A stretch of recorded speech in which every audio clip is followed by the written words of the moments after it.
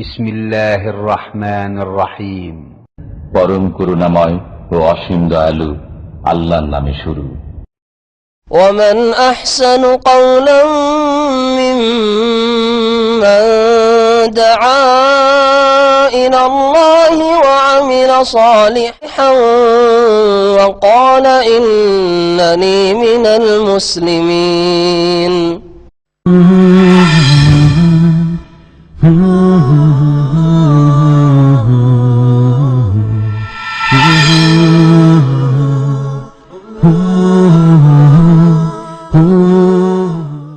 أعوذ بالله من الشيطان الرجيم إن في خلق السماوات والأرض واختلاف الليل والنهار لآيات لأولي الألباب الذين يذكرون الله قياما وقعودا وعلى جنوبهم ويتفكرون في خلق السماوات والأرض ربنا ما خلقت هذا باطلا سبحانك فقنا عذاب النار ربنا إنك من تدخل النار فقد أخزيته وما للظالمين من أنصار ربنا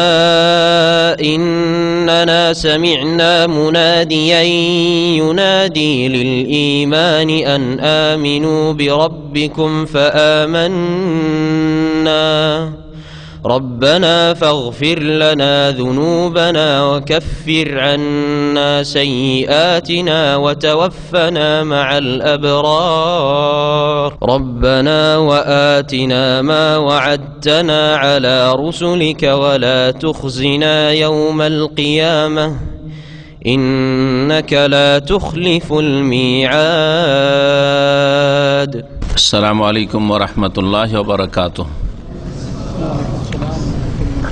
إن الحمد لله نحمده ونستعينه ونستغفره ونعوذ بالله من شرور أنفسنا ومن سيئات أعمالنا من يهده الله فلا مضل له ومن يضلل فلا هادي له وأشهد أن لا إله إلا الله وحده لا شريك له وأشهد أن محمدا عبده ورسوله صلى الله تعالى عليه وعلى آله وصحبه وسلم تسليما كثيرا. أما بعد فإن خير الحديث كتاب الله وخير الهدي هدي محمد صلى الله عليه وسلم وشر الأمور محدثاتها وكل محدثة بدعة وكل بدعة ضلالة وكل ضلالة في النار.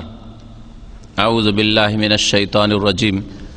اليوم أكملت لكم دينكم وأتممت عليكم نعمتي ورضيت لكم الإسلام دينا.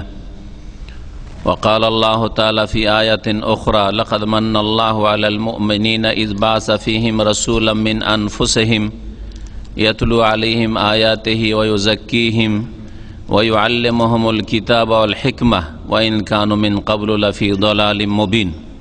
সম্মানিত শ্রোতা মণ্ডলী, আজকে আল্লাহ পাক রব্বুল আলামিনের প্রশংসা সুন্নতি খুতবায় পেশ করেছি, আর তার সাথে সাথে রাসূলুল্লাহ সাল্লাল্লাহু আলাইহি সাল্লামের উপর সালাতু সালাম পেশ করেছি। আজকে 1437 হিজরির রবিউল আউয়াল মাস, তারিখ হচ্ছে 6 রবিউল আউয়াল 1437 হিজরি। আমাদের মুসলিমদের তারিখ হচ্ছে ইসলামিক তারিখ, ইসলামিক সাল। তার সম্পর্ক হচ্ছে চাঁদের সাথে, যা শুরু হয় মুহররম থেকে আর শেষ হয় জিলহজে গিয়ে। সুতরাং প্রত্যেক মুসলিমের জন্য এগুলি জানা, এই মোতাবেক চলা আর এই তারিখগুলিকে ব্যবহার করা, এগুলোকে মুখস্থ রাখা, এগুলির মাধ্যমে আদান প্রদান করা ফরজ কাজ। এটা অত হালকা বিষয় নাই যেমন আজকাল অধিকাংশ মুসলিমরা মনে করেছে। এই রবিউল আউয়াল মাস, এই মাসে অনেকেই মনে করে থাকেন যে নবী করিম সাল্লাল্লাহু আলাইহি ওয়াসাল্লামের জন্ম হয়েছে, আর এই মর্মে উক্তিও রয়েছে কেউ বলছেন রবিউল আউয়াল মাসে নবী করিম সাল্লাল্লাহু আলাইহি ওয়াসাল্লামের জন্ম, তার মধ্যে কেউ বলছেন 12 রবিউল আউয়াল, আবার কেউ বলছেন 9 রবিউল আউয়াল, কেউ আর কিছু বলছেন, কেউ বলছেন না রবিউল আউয়ালেই নয়, রমজান মাসে নবী সাল্লাল্লাহু আলাইহি ওয়াসাল্লামের জন্ম। এছাড়াও একাধিক কয়েকটি উক্তি রয়েছে। কিন্তু সমাজে যেহেতু অধিকাংশ মুসলিমরাই জানে যে রবিউল আউয়াল মাসে নবী করিম সাল্লাল্লাহু আলাইহি ওয়াসাল্লামের জন্ম, আর তাও 12 রবিউল আউয়ালে জন্ম, আর মাত্র কয়েকদিন পরে 12 রবিউল আউয়াল আসবে। সুতরাং এই রবিউল আউয়াল মাসে বা রবিউল আউয়াল মাসের 12 তারিখে অথবা তার আগে বা পরে যেন আমাদের জীবনে আল্লাহ পাকের অসন্তুষ্টির কোনো কাজ না থাকে, রাসূলুল্লাহ সাল্লাল্লাহু আলাইহি সাল্লামের আদর্শ বিরোধী কোনো কাজ না থাকে। কারণ আমাদেরকে আদেশ করা হয়েছে যে এক আল্লাহ পাকের ইবাদত করবে, আর এই আদেশ করা হয়েছে যে একমাত্র রাসূলুল্লাহ সাল্লাল্লাহু আলাইহি সাল্লামের তরিকা অনুযায়ী তোমরা চলবে, তোমরা ইবাদত বন্দি করবে। তরিকা হবে রাসূলুল্লাহ সাল্লাল্লাহু আলাইহি সাল্লামের, আর ইবাদত হবে একমাত্র আল্লাহ পাক রব্বুল আলামিনের। তাহলে আমাদের ইবাদতগুলি ইবাদত হবে, নেকির কাজগুলি নেকির কাজে পরিণত হবে বা নেকির কাজ বলে গণ্য হবে, তাতে কিছু পাবেন আপনি, যার মাধ্যমে আপনার দুনিয়া আখিরাতের কল্যাণ হবে। আর এর বিপরীতটা যদি হয়, ইবাদত এক আল্লাহর জন্য না হয়ে তাতে আর কারো ভাগ থাকে, তাহলে সেটার নাম শিরক। যদি ইবাদত করছেন কিন্তু ইবাদত আল্লাহকেও দিচ্ছেন আর কাউকে দিচ্ছেন ইবাদতের কিছু অংশ, পুরো নামাজটা তো আল্লাহর জন্য, কিন্তু তার মধ্যে থেকে সিজদাটা আল্লাহকেও দেন আর সিজদা মাজারকেও দেন। আল্লাহ রাব্বুল সূরা কাউসারে বলছেন ফাসাল্লি লিরাব্বিকা ওয়ানহার, তোমার রবের জন্যই সালাত আদায় করো, নামাজ পড়ো, আর তোমার রবের জন্যই জবাই করো। নামাজ তো আল্লাহর জন্যই পড়ছেন, কিন্তু জবাই করা দুই রকম করছেন। জবাই আল্লাহর জন্য করছেন কুরবানির মৌসুমে জিলহজ মাসে, আর যখন ওরস লাগছে মাজারগুলিতে, যে কবরগুলিকে পাকা করে রেখেছেন এক শ্রেণীর মুসলিমরা, আর মনে করছেন যে এরা জীবিত আছে, এদেরকে মাটিতে এমনি দাফন করে দেওয়া হয়েছে, কিন্তু এরা জীবিত আছে, বরং মাটির তলায় যাওয়ার পরে এরা আরো শক্তিশালী হয়ে গেছে, অনেক কিছুই দিতে পারে, মনের কামনা বাসনা পূরণ করতে পারে। সুতরাং তাদের নৈকট্য লাভের জন্য, তাদের সন্তুষ্টির জন্য, তাদের সান্নিধ্যের জন্য, তাদের কাছ থেকে কিছু চাওয়া পাওয়া আছে, এই জন্য খাসি মোরগ জবাই করা। এই জবাইটা আল্লাহ ছাড়া অন্যকে দেওয়া হয়, আর কোরবানির জবাইটা জিলহজ মাসের আল্লাহকে দেওয়া হয়। এই জন্য এইরকম মুসলিমদের জিন্দেগিটা ইবাদতের জিন্দেগি না, এটা হচ্ছে শিরকের জিন্দেগি। এইরকম মুসলিম না, আল্লাহর সামনে আত্মসমর্পণকারী না। মুসলিম মানে আত্মসমর্পণকারী, আল্লাহর সামনে আত্মসমর্পণকারী না। আল্লাহর সামনেও তারা আত্মসমর্পণ করে, আর অন্যের সামনেও মাজারেও আত্মসমর্পণ করে।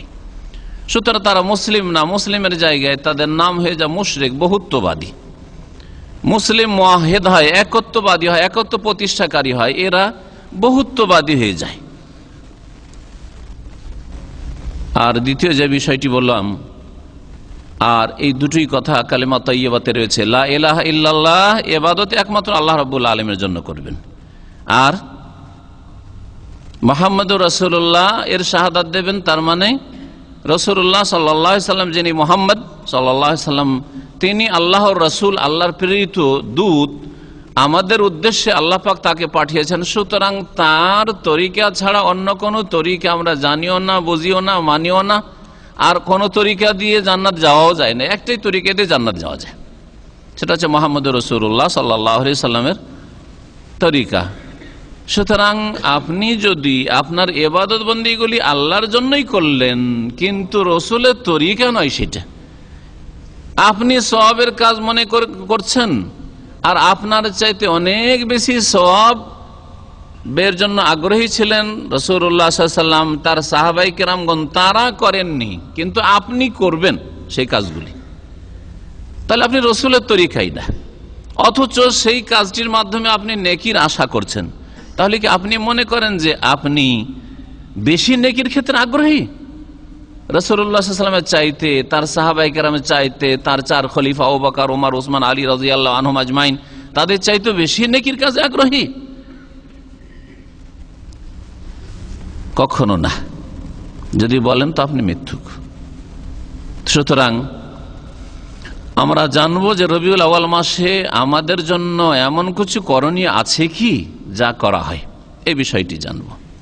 কোরআনে কারীমের আয়াত দিয়ে শুরু করব, আর রাসূলুল্লাহ সাল্লাল্লাহু আলাইহি ওয়াসাল্লামের কিছু হাদিস পেশ করব সুন্নাত এবং বিদআত সম্পর্কে। আর তারপরে 12 রবিউল আউয়ালে যে মিলাদুন নবীর উৎসব করা হয়, মিলাদুন নবীর মাহফিল করা হয়, মিলাদুন নবীর নামে দেশে ছুটি করা হয়, স্কুল কলেজ মাদ্রাসা অফিস আদালত সবকিছু ছুটি করা হয়, মিলাদুন নবীর নামে মিছিল বের করা হয়, মিলাদুন নবীর নামে বহু কিছু করা হয়, এগুলি কি সওয়াবের কাজ, রসুলের তরিকা, না রসুলের তরিকা ছাড়া কোনো ভিন্ন তরিকা? এই কথাটুকু শুধু জানবো আজকের আলোচনায়। আমাদের মিলাদের ওপর অনেক আলোচনা আছে। আমাদের দেশের মানুষরা বলে মিলাদ পাঠ হচ্ছে, আজকে অমুকের বাড়িতে কি হবে, মিলাদ কি হবে, মিলাদ পড়া হবে বা মিলাদ পাঠ হবে, তাই না? মিলাদ পাঠ হবে। মিলাদটা পাঠ করার জিনিস না, মিলাদটা পড়ার জিনিস না। আপনাকে যদি আমি বলি যে এই কিতাবটা খান আপনি, তাহলে আপনি কি বলবেন? কি বলবেন আপনি? হয় আপনার সাথে আমি রহস্য মজাক করছি, আপনাকে উপহাস করছি, আর না হলে আমি পাগল হয়ে গেছি, ঠিক না? দুইয়ের এক। হয় আমি মস্তিষ্ক বিকৃত, সেই জন্য ভুল বলছি, হোঁশ দিশা নাই যে কি বলছি আমি, আর না হলে আপনার সাথে আমি ঠাট্টা মজাক করছি, ঠিক কিনা? কিতাবটা খাওয়ার জিনিস না। যদি বলে কিতাবটা পড়ুন, মানে পড়েন, আপনি রিডিং করেন, কিতাবটা নিয়ে যান, আপনাকে দিলাম, এর দ্বারা উপকৃত হবেন, ঠিক আছে, কিন্তু কিতাবটা খান, চলবে? কিতাবটা পান করেন, চলবে? চলবে না, তাই না? তো মিলাদ, মিলাদ মানে কি? ওয়ালাদা ইয়ালিদ থেকে মিলাদ। ওয়ালাদা মানে লাম ইয়ালিদ ওয়ালাম ইউলাদ, সূরা ইখলাসে রয়েছে। ওই ওয়ালাদা থেকে লাম ইয়ালিদ, ওয়ালাদা ইয়ালিদ, আর লাম এসে সেজন্য ইয়ালিদ তো ইয়ালিদ হয়ে গেছে, লাম ইয়ালিদ হয়ে গেছে, দালে জজম হয়ে গেছে। ওয়ালাদা মানে জন্ম নেওয়া, তো লাম ইয়ালিদ, আল্লাহ পাক রব্বুল আলামিন কে কেউ জন্ম দেয়নি, ওয়ালাম ইউলাদ, লাম ইয়ালিদ, তিনি কাউকে জন্ম দেননি, ওয়ালাম ইউলাদ, আর তাকেও কেউ জন্ম দেননি। লাম ইয়ালিদ জন্ম, ওয়ালাদা জন্ম দেওয়া। এই জন্য বাপকে কি বলা হয় আরবিতে? ওয়ালিদ বলা হয়। বাপকে কি বলা হয়? ওয়ালিদ। আবুন মানে বাপ হয়, আর ওয়ালিদুন মানে কি হয়? বাপ হয়। আর মাকে কি বলা হয়? একটা হচ্ছে উম্মুন মা, আর আরেকটা হচ্ছে ওয়ালিদাতুন। ওয়ালিদ বাপ, আর ওয়ালিদাতুন মানে হচ্ছে মা। কারণ তার পেট থেকে জন্মেছে, সে আপনাকে জন্ম দিয়েছে, আপনার বাপ মা আপনাকে জন্ম দিয়েছে, সেই জন্য ওয়ালিদ ওয়ালিদা।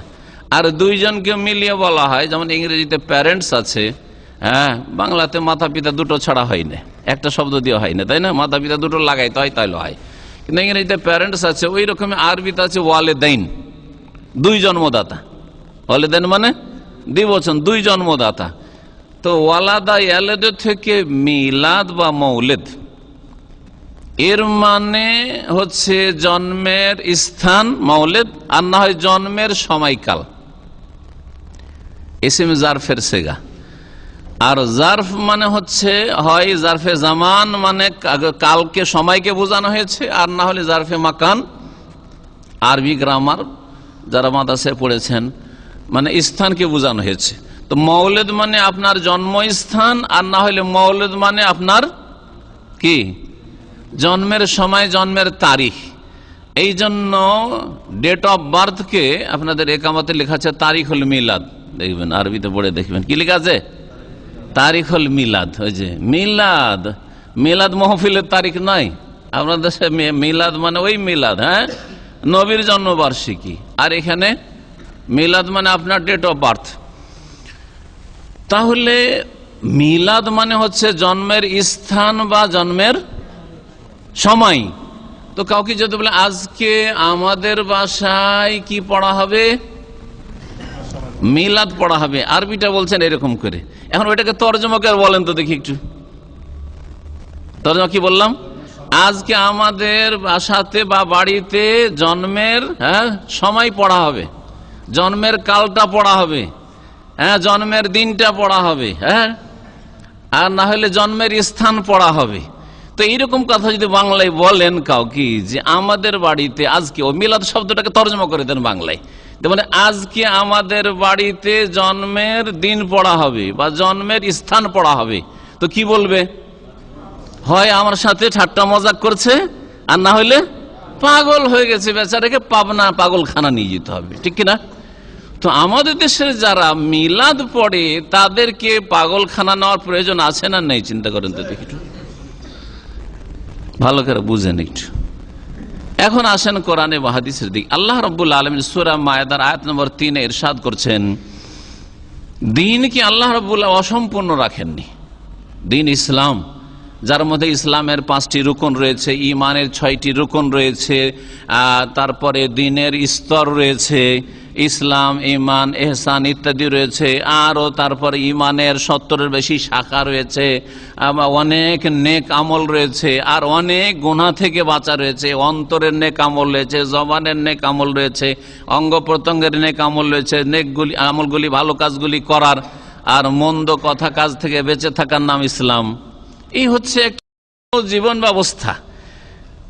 দ্বীনে ইসলামে যেমন খালেস ইবাদত বন্দেগী রয়েছে, তেমন আকীদার বিষয় রয়েছে যা বিশ্বাস করতে হবে, আখলাকিয়াত রয়েছে, চরিত্র গঠন রয়েছে, মামলাত আদান প্রদান রয়েছে, হালাল হারাম রয়েছে, জায়েজ নাজায়েজ রয়েছে, ব্যবসা বাণিজ্য রয়েছে, অর্থনীতি রয়েছে, পারিবারিক বিধিবিধান রয়েছে, সামাজিক বিধিবিধান রয়েছে, রাষ্ট্রনীতির বিধিবিধান, হুকুম আহকাম রয়েছে, অর্থনীতি, অর্থ উপার্জন করবেন কোন কোন পন্থায়, আর খরচ করবেন তো কোন কোন জায়গায় খরচ করবেন, সব ইসলামে আছে না নেই? জি, সবকিছু ইসলামে আছে। তো এই সব কিছু যখন ইসলামে আছে, এমন কি ছোট থেকে বড় পর্যন্ত, ছোট থেকে ছোট একটি জিনিসের উদাহরণ দিই, যা ইহুদিরা মজাক করে সালমান ফারসি রাদিয়াল্লাহু তাআলা আনহুকে বলেছিল, লাকাদ আল্লামাকুম নবিয়ুকুম কুল্লা শাইইন হাত্তাল খিরা।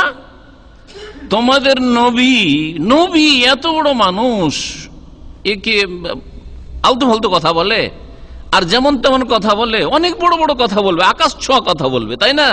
চাঁদের খবর বলবে, সূর্যের তারকার খবর বলবে, কিন্তু তোমাদের নবী তো সব কিছুই শিখাই গো। হাত্তাল খিরাতা, এমন কি পেশাব পায়খানা যাওয়া, ঢোকা, বসা, আর পরিষ্কার করা, আর পানি না থাকলে ঢেলা কুলুক ব্যবহার করা ইত্যাদি, এইগুলি শিখাই তোমাদের নবী। ওর উদ্দেশ্য ছিল নবী সাল্লাল্লাহু আলাইহি ওয়াসাল্লামের মানহানি করা, যে বড় মানুষ এসব ছোট ছোট কথা কেন বলবে, এসব নিকৃষ্ট কথা কেন বলবে। কিন্তু সালমান ফারসি বললেন যে আজাল, অবশ্যই আমাদের নবী আমাদেরকে সব কিছু শিখিয়েছেন। এটা ইসলামের সৌন্দর্য, যে ইসলামে জীবনের কোন একটা ক্ষুদ্র থেকে ক্ষুদ্রতম দিকও ছেড়ে দেওয়া হয়নি, অস্পষ্ট। আপনি অন্য ধর্মে যান, অর্থনীতিতে কিছু খুঁজে পাবেন না হালাল না হারাম, কি খাবো আর কি খাবো না, হালাল হারাম ওই বাপ দাদা থেকে যা দেখেছে তাই। ধর্মে কি আছে তা জানেন না। খ্রিস্টানরা শরীর গোস্ত খায়, ধর্মে হালাল না হারাম জানে না। মদ খায় সেজন্য খায়, হালাল না হারাম তা জানে না। কাকে বিয়ে করা যাবে আর কাকে বিয়ে করা যাবে না বিস্তারিত কিছুই পাবেন না তাদের কাছে। কিন্তু দ্বীন ইসলামে কোন মেয়েটাকে বিয়ে করা চলবে, কোনটা মেয়েকে বিয়ে করা যাবে না, কোনটাকে আপনার স্ত্রীর সাথে একত্রিত করা যাবে, জমা করা যাবে, কোনটাকে একসাথে রাখা যাবে না, সব কিছু রয়েছে। হ্যাঁ, অবশ্যই আমাদের নবী সাল্লাল্লাহু আলাইহি ওয়াসাল্লাম আমাদেরকে সব কিছু শিখিয়েছেন। এটা কিসের প্রমাণ করে? প্রমাণ করে যে দ্বীন হচ্ছে কমপ্লিট। দ্বীন কমপ্লিট। আল্লাহ পাক বলছেন আল-ইয়াওমা আকমালতু লাকুম দীনাকুম। নবী মুহাম্মদ রাসূলুল্লাহ সাল্লাল্লাহু আলাইহি ওয়াসাল্লাম আরাফার ময়দানে বিদায় হজ 10ম হিজরিতে আরাফার ময়দানে, কোন দিনে? দিনটা কি ছিল? তারিখ হিজরি হচ্ছে 10ম হিজরি, কিন্তু তারিখটা 9 জিলহজ মাসের 9 তারিখ আরাফার দিন নবী সাল্লাল্লাহু আলাইহি সাল্লামের এই বিদায় হজ, এই হচ্ছে একটি হজ তার ইসলামের জিন্দেগিতে 23 বছরের জীবনে। কারণ তার আগে কাফেরদের দখলে ছিল মক্কা, 8ম হিজরি পর্যন্ত কাফেরদের দখলে ছিল। কাফেরদের দখলেই যখন মক্কা, তাহলে হজ ফরজ হওয়ার কোনো যুক্তি নেই। এমন কিছু আল্লাহ ফরজ করতে পারে না যেখানে ঢুকতেই পারবো না। হ্যাঁ, তাহলে 8ম হিজরিতে মক্কা বিজয় হলো, 9ম হিজরিতে এখনো কাফের মুশরিকেরা ছড়িয়ে ছিটিয়ে আছে, আর ওরা অনেকে ন্যাংটা হয়ে তওয়াফ করে, পুরুষ মহিলা একাকার হয়ে, তারপরে ওরা শিরক করে। সুতরাং এসবকে উৎখাত করতে হবে, আর মক্কার চারিদিককে শিরক থেকে আর মুশরিক থেকে পাক পবিত্র করতে হবে। এর জন্য আবু বকর সিদ্দিক রাদিয়াল্লাহু তাআলা আনহুকে এবং নবী করিম সাল্লাল্লাহু আলাইহি সাল্লামের চাচাতো ভাই জামাই আলী রাদিয়াল্লাহু তাআলা আনহুকে দুইজনকে পাঠালেন যে যাও তোমরা এবার হজে যাও, আর হজে গিয়ে মিনায়, মুজদালিফায়, আরাফায় যেখানে যেখানে লোকজনের সমাগম থাকবে সেখানে গিয়ে ঘোষণা করে এসো যে আল্লাহ ইয়াহুজ্জা বাদাল আমে মুশরিকুন ওয়ালা ইয়াতুফু বিল বাইতি উরিয়ানুন। এই বছরের পরে যেন কোন মুশরিক বাইতুল্লাহর হজ করার জন্য না আসে। তার মানে এর আগে মুশরিকেরা হজ করত, হজ করছে কাবা ঘরের, আল্লাহর ঘর ইব্রাহিম আলাইহিস সালামের তৈরি করা ঘরের তওয়াফও করে, আর পাশে চারিদিকে 360টা মূর্তি আছে, ওগুলোর পূজাও করে। এর নাম ধর্ম। তো ওদের ধর্ম যখন কবুল হলো না, তাদেরকে হেদায়েতের জন্য আল্লাহ পাক রব্বুল আলামিন শেষ রাসূল মুহাম্মদুর রাসূলুল্লাহ সাল্লাল্লাহু আলাইহি ওয়াসাল্লামকে পাঠালেন। তাহলে আজকে যারা আমাদের সমাজের মুসলিম 5 ওয়াক্ত নামাজও পড়ে, হজও করে, অনেক নেকির কাজও করে, জিকির আজকারও করে, অনেক দান খায়রাতও করে, মসজিদ মাদ্রাসা করে, এতিমখানা করে, আর কবর মাজার পূজাও করে, কোনো পার্থক্য আছে এই দুই জাতিতে? মক্কার মুশরিকরা হজ উমরা করত, আর কাবার খেদমত করত, কাবার মুতাওয়াল্লি তারা ছিল, আর তার সাথে তারা মূর্তি পূজা করত। নাকি শুধু মূর্তি পূজা করলে মুশরিক হয়, আর মূর্তি পূজা না করে শুইয়ে দিয়ে, মূর্তিটাকে শুইয়ে দিয়ে দাফন করে দেন, ওটাকে দাঁড় না করে হিন্দুদের মতো আর মক্কার মুশরিকদের মতো যদি পুঁতে দেন, আর পুঁতে দিয়ে যদি পূজা করেন, তাহলে ওটা শিরক হবে না? একই জিনিস আর একই ধরনের পূজা করা। কি পূজা করা? ওরাও বলতো যে এরা সৃষ্টিকর্তা না, এরা হচ্ছে আল্লাহ পর্যন্ত পৌঁছার ওসিলা, মক্কার মুশরিকরা বলতো। আর আজকাল কবর মাজার পূজারীরা তারাও বলছে যে ওলি আউলিয়া না হইলে আল্লাহ পর্যন্ত পৌঁছা যায়, এরা তো আল্লাহর ওসিলা। একই কথাই ওরাও বলতে যে এরা আল্লাহর কাছে সুপারিশ করে আমাদেরকে জান্নাতে নিয়ে যাবে, আর এরাও বলছে যে জিলানী, চিশতি, গৌস, কুতুব এরা আমাদের সুপারিশ করে জান্নাতে নিয়ে যাবে। কোরআনে কারিমে আল্লাহ পাক সব বিষয়গুলো উল্লেখ করে স্পষ্ট করে দিয়েছেন। কোরআনে কারিমে রয়েছে হেদায়েত, হাউলাই শুফাআউনা ইনদাল্লাহ। মক্কার মুশরিকরা বলতে এরা আল্লাহর নিকটে আমাদের জন্য সুপারিশ করবে। সূরা জুমারে আল্লাহ বলছেন ওয়াল্লাযিনা ইত্তাখাযু মিন দুনি আউলিয়া, আল্লাহকে বাদ দিয়ে অন্যের যে সব মুশরিকরা পূজা করে তারা কি বলে, মা নাবুদুহুম, আমরা মূর্তি পূজা করি না। মক্কার মুশরিকরা বলতো আমরা মূর্তির পূজা করি না, ইবাদত করি না। কিন্তু কেন এগুলোকে সেজদা করছি, বা এগুলোর সামনে আরো জবাই করছি, আর এগুলোর সামনে ধর্ণা দিচ্ছি কেন? মক্কার মুশরিকরা বলতো। আর আজকালকার কবর পূজারীদেরও একই ভাষা, কোনো পার্থক্য নেই। কি বলতো? ইল্লা লিয়ুকাররিবুনা ইলাল্লাহি যুলফা। এই জন্যই এগুলির পূজা করছি, উপাসনা করছি, যে এরা আল্লাহ রাব্বুল আলামিনের নিকটবর্তী করে দেবে আমাদেরকে, আল্লাহর কাছে কাছে দেবে, না হলে ভায়া, না হলে যেতে পারবো না তো আল্লাহ পর্যন্ত। তাহলে মক্কার মুশরিকদের আকীদায় আর কবর পূজারীদের আকীদায় কোনো পার্থক্য নেই, ভালো করে মনে রাখবেন। তো বলছিলাম যে নবী করিম সাল্লাল্লাহু আলাইহি ওয়াসাল্লাম আবু বকর রাদিয়াল্লাহু তাআলা আনহুকে বলে পাঠালেন দুটো কথার ঘোষণা করবে। হ্যাঁ, আল্লাহ ইয়াহুজ্জা বাদাল আমে মুশরিকুন, এই বছর পরে কোন মুশরিক যেন হজ করতে না আসে। সেই 9ম হিজরির পরে আজ পর্যন্ত কোন মুশরিক শিরকের ঘোষণা করে হজে আসার পারমিশন পায়নি। হ্যাঁ, শিরক গোপনে লুকায়িত রেখে, কবর মাজার পূজা, গস কুতুব পূজা অন্তরে লুকায়িত রেখে, আর এসব দেশে করে, এখানে আসে যে মুসলিম পাসপোর্ট নিয়ে, এইরকম করে আসে। ওই নবম হিজরি থেকে নিষেধ করা হয়েছে। রাসূলুল্লাহ সাল্লাল্লাহু আলাইহি ওয়াসাল্লামের ঘোষণা আবু বকর শুনিয়ে দিয়েছেন, আলী শুনিয়ে দিয়েছেন, মিনার মাঠে, আরাফায়, মুজদালিফায় শুনিয়ে দিয়েছেন, সাফা মারওয়া যেখানে লোকজন পেয়েছেন ভিড়ভাড় সেখানে শুনিয়ে দিয়েছেন। আর একটি ঘোষণা কি ছিল? ওয়ালা ইয়াতুফু বিল বাইতি উরিয়ানুন, আর বাইতুল্লাহর কোন যেন উলঙ্গ ব্যক্তি, নারী হোক আর পুরুষ হোক, আর তওয়াফ না করে। তাহলে এই নবম হিজরির পরে আর বাইতুল্লাহর তওয়াফ উলঙ্গ হয়ে কেউ করতে পারেনি। উলঙ্গ হওয়া যে মুশরিকদের ধর্ম, এই হাদিস দ্বারা প্রমাণিত হয়। ন্যাংটা সাধু, ন্যাংটা পীর আর ন্যাংটা মক্কার মুশরিকরা একই জিনিস নয়। তিনটাতে কোনো পার্থক্য আছে? মক্কার মুশরিকেরা তো আবু লাহাব আর আবু জাহাল বলবেন, জাহান্নামী বলবেন, আর ন্যাংটা সাধুকেও জাহান্নামী বলবেন, হিন্দু সেই জন্য।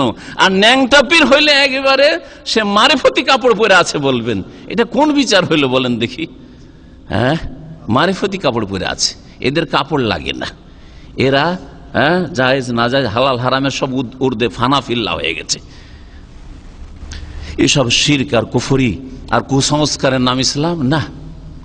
তো বলছিলাম যে নবী করিম সাল্লাল্লাহু আলাইহি ওয়াসাল্লাম 10ম হিজরিতে হজ করলেন, আর সে হজের ময়দানে, আরাফার ময়দানে আয়াত নাযিল হইল। নবী সাল্লাল্লাহু আলাইহি ওয়াসাল্লাম শুনিয়ে দিলেন, আল ইয়াউমা আকমালতু লাকুম দীনাকুম, আজকে তোমাদের জন্য তোমাদের দিনকে পূর্ণাঙ্গ করে দিলাম। কামেল, আকমালতু, পূর্ণাঙ্গ করে দিলাম, দিন পূর্ণ হয়ে গেছে। তাহলে সম্পূর্ণ জিনিস যেটা একবারে ফুল, কোনো জায়গায় কোনো ঘাটতি নেই, ত্রুটি নেই, হ্যাঁ, তাতে যদি কোনো কিছু বাড়ান তো বাড়ানো সম্ভব? বাড়াইলে ভালো লাগবে না খারাপ লাগবে? হ্যাঁ, যদি কোন রকম করে বাড়িয়েও দিতে পারেন তাহলে দেখতে খারাপ লাগবে, আর না হলে বাড়াবার চেষ্টা যদি করেন তাহলে আসলটা মাইনাস হয়ে যাবে। পানি ভর্তি আছে না? নেই, ভর্তি আছে না? এটা খালি হয়ে গেছে, এটাতে ঢোকানো যাবে, কারণ অসম্পূর্ণ। এটা এই যে খালি করে দিয়েছি আমি, ঠিক না? তো এইটা খালি আছে, এতে তো ঢোকানো যাবে। দিন ইসলাম যদি এইরকম হইতো, কিছু ঘাটতি থাকতো, তাহলে কিছু ঢোকানো যেত। হ্যাঁ, কিন্তু দিন ইসলামকে আল্লাহ কি বলছেন? আকমাল, তো পরিপূর্ণ করে, কামেল করে দিয়েছি। তাহলে যখন এটা ফুল হয়ে আছে, আমি যদি এই বোতলটার এইটা ঢাকনা খুলে দিয়ে তো পানি ঢালা শুরু করি, তো কি হবে বলেন? হ্যাঁ, যেটা আমার বাইরে থেকে ঢালছি ওটাই পড়বেন না, এই ভিতরগুলো পড়বে, মানে আসলটাও পড়ে যাবে, তাই না? আসলটা পড়ে যাবে, আর বাইরে যে ভেজালা পানি, সেই পানিটা ঢুকে যাবে। বাইরের পানি ভেজালা হইতে পারে, হ্যাঁ, নলের পানি হইতে পারে, হ্যাঁ, ময়লা আবর্জনাওয়ালা পানিও হইতে পারে, সে জায়গাতে ঢুকে যাবে, আর এটা কি হয়ে যাবে? মাইনাস হয়ে যাবে, কমে যাবে। কমবে না? কমবে না? তাহলে যারা দিন ইসলাম মোকাম্মাল হয়ে গেছে, সম্পূর্ণ হয়ে গেছে, আল্লাহ বলছেন, তারপরও তাতে কিছু বাড়াবার চেষ্টা করবে, সেটা জন্মবার্ষিকী পালন করা হোক, নবীর মিলাদুন নবী হোক, আর আপনার হোক, আপনার স্ত্রীর জন্মবার্ষিকী পালন করা হোক, আর আপনার বিবাহ দিবস, ম্যারেজ ডে পালন করা হোক, আপনার ছেলে মেয়েদের জন্মদিবস উপলক্ষে কেক কাটাই হোক, হ্যাঁ, যা কিছু হোক না কেন, এইরকম যা কিছু হোক না কেন, ওরস হোক, যে অমুক তারিখ ওরস লাগে আমাদের, যত কিছু হোক না কেন, যখন ধর্ম বলে নেকির আশায় কোনো কিছু মোকাম্মাল দিন, সম্পূর্ণ দিন, তাতে যখন ঢোকাবার চেষ্টা করবে, তখন কি হয়ে যাবে? আসলটা বেরিয়ে পড়বে, আসলটা বেরিয়ে পড়বে। আসলটা বেরিয়ে যদি পড়ে, এটা আল্লাহর গজব দিনের ক্ষেত্রে। আর বিদাতীদের উপর আল্লাহর গজব রয়েছে। বিদাতীরা দেখবেন সুন্নতের সাথে বিদ্বেষ, সুন্নতের কথা বলেন, নবীর তরিকার কথা বলেন, শত্রুতা, বিরোধিতা। আর যদি বুজুর্গানের দিনের কথা বলেন, বড়দের কথা বলেন, মুরব্বীদের কথা বলেন, আমাদের পীর মাশায়েখরা বলেছে, হুজুর কিবলারা বলেছে, তাহলে খুব খুশি। বুঝতে পারছেন না? জি। তো আল্লাহর মায়ের হচ্ছে যে যখন আপনি নিজের তরফ থেকে বাড়াবেন পূর্ণাঙ্গ একটা জিনিসে, তখন কি হবে? আল্লাহর আসল খাঁটি যে শরীয়তের জিনিস, সেটা কমে যাবে, সেটা কমে যাবে। আল্লাহ বলছেন, তোমাদের দিনকে তোমাদের জন্য পূর্ণাঙ্গ করে দিয়েছি। ও আতমামতু আলাইকুম নিয়ামতি, এবং এই দিনের মাধ্যমেই তোমাদের প্রতি আমার নিয়ামত, অনুগ্রহকে পূর্ণতা দান করেছি। নিয়ামতে আল্লাহ ঘাটতি রাখেননি, যে আল্লাহর বড় নিয়ামত হচ্ছে এই দিনে ইসলাম, এতে কোন রকমের অসম্পূর্ণতা রাখেননি, তামাম। দ্বিতীয়, তাহলে বাক্যেতে তামাম শব্দটি আসলো আতমাম তো, আর প্রথমটিতে আসলো কামাল। কামাল দিনে কামালও রয়েছে আর তামামও রয়েছে।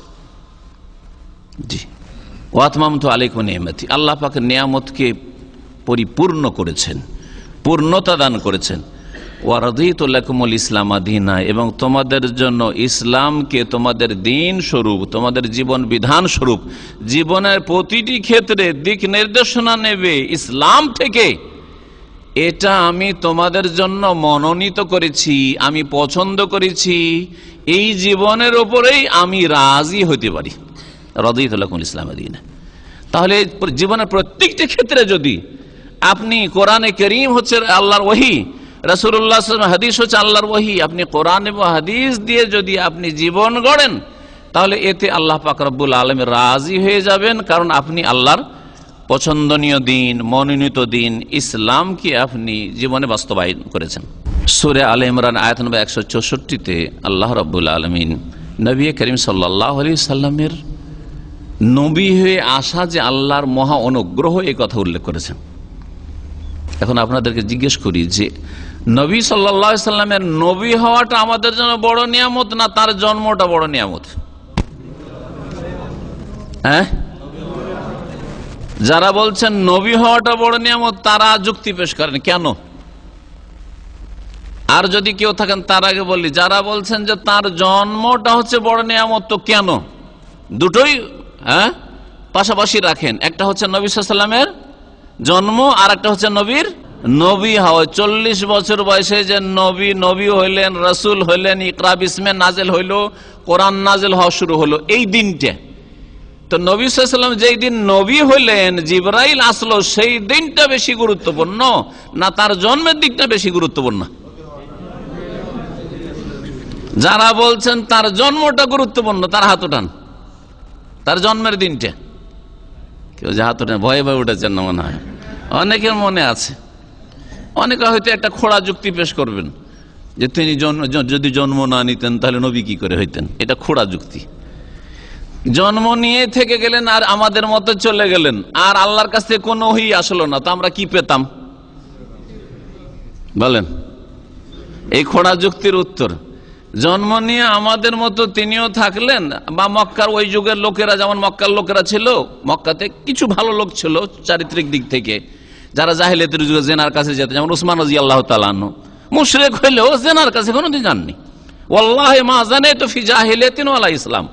তিরমিজির হাদিস রয়েছে, আল্লাহর কসম করে বলি আমি যে আমি জাহিলিয়াতের যুগেও জেনার কাছে যাইনি, আর মুসলিম হওয়ার পরে তো প্রশ্নই উঠে না। তো এরকম কিছু ভালো চরিত্রের লোক ছিল, হাজারে একটা ছিল না, কয়েক হাজার এক একটা করে ছিল হয়তো। তো বলছিলাম যে নবী সাল্লাল্লাহু আলাইহি সাল্লাম শুধু যদি জন্ম নিয়েই দুনিয়াতে ওই যুগের লোকদের মতো অথবা আজকালকার আমাদের লোকদের মতো একজন আসতেন আর চলে যেতেন, যে এসেছে দুনিয়া তাকে যেতে হবে, ঠিক না?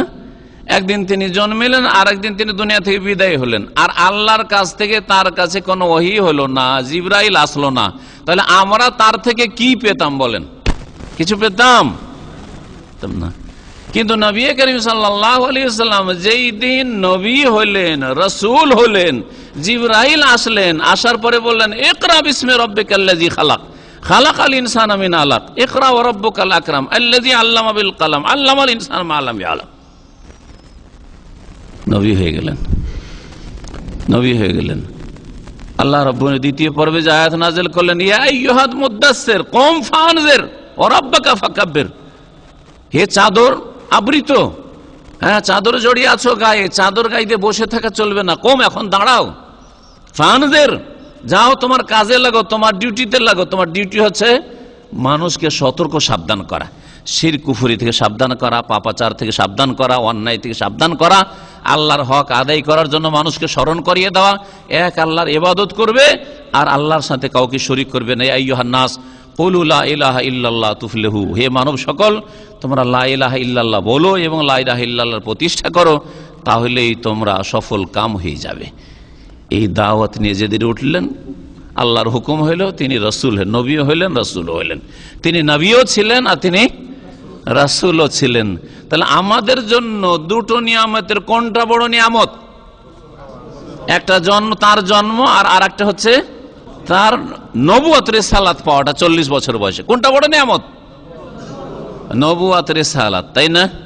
কারণ তার কাছে রিসালাত যখন আসা শুরু হলো, ওহী আসলো, কোরআনে কারীমে হুকুম আহকাম আসলো, হালাল হারাম আসলো, 5 ওয়াক্ত নামাজ তিনি মেরাজ থেকে নিয়ে আসলেন, যাকাত আসলো, সিয়াম রোজা আসলো, হজ আসলো, পর্দা আসলো, ওয়ালা তাকাবুজ জিনা, জিনার কাছে কাছেও যেও না হুকুম আসলো, বহু হুকুম আহকাম আসলো। আসলো না? আসলো না?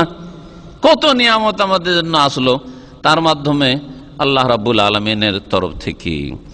তো এই জন্য কোরআনে কারীমে আল্লাহ পাক বড় অনুগ্রহের কথা উল্লেখ করেছেন। যদি তার জন্মের দিনটা বড় অনুগ্রহের দিন, আল্লাহর বড় অনুগ্রহের দিন হইতো, আল্লাহর বড় নিয়ামতের দিন হইতো, তাহলে সেই দিনের কথা কোরআনে কারীম উল্লেখ করতেন।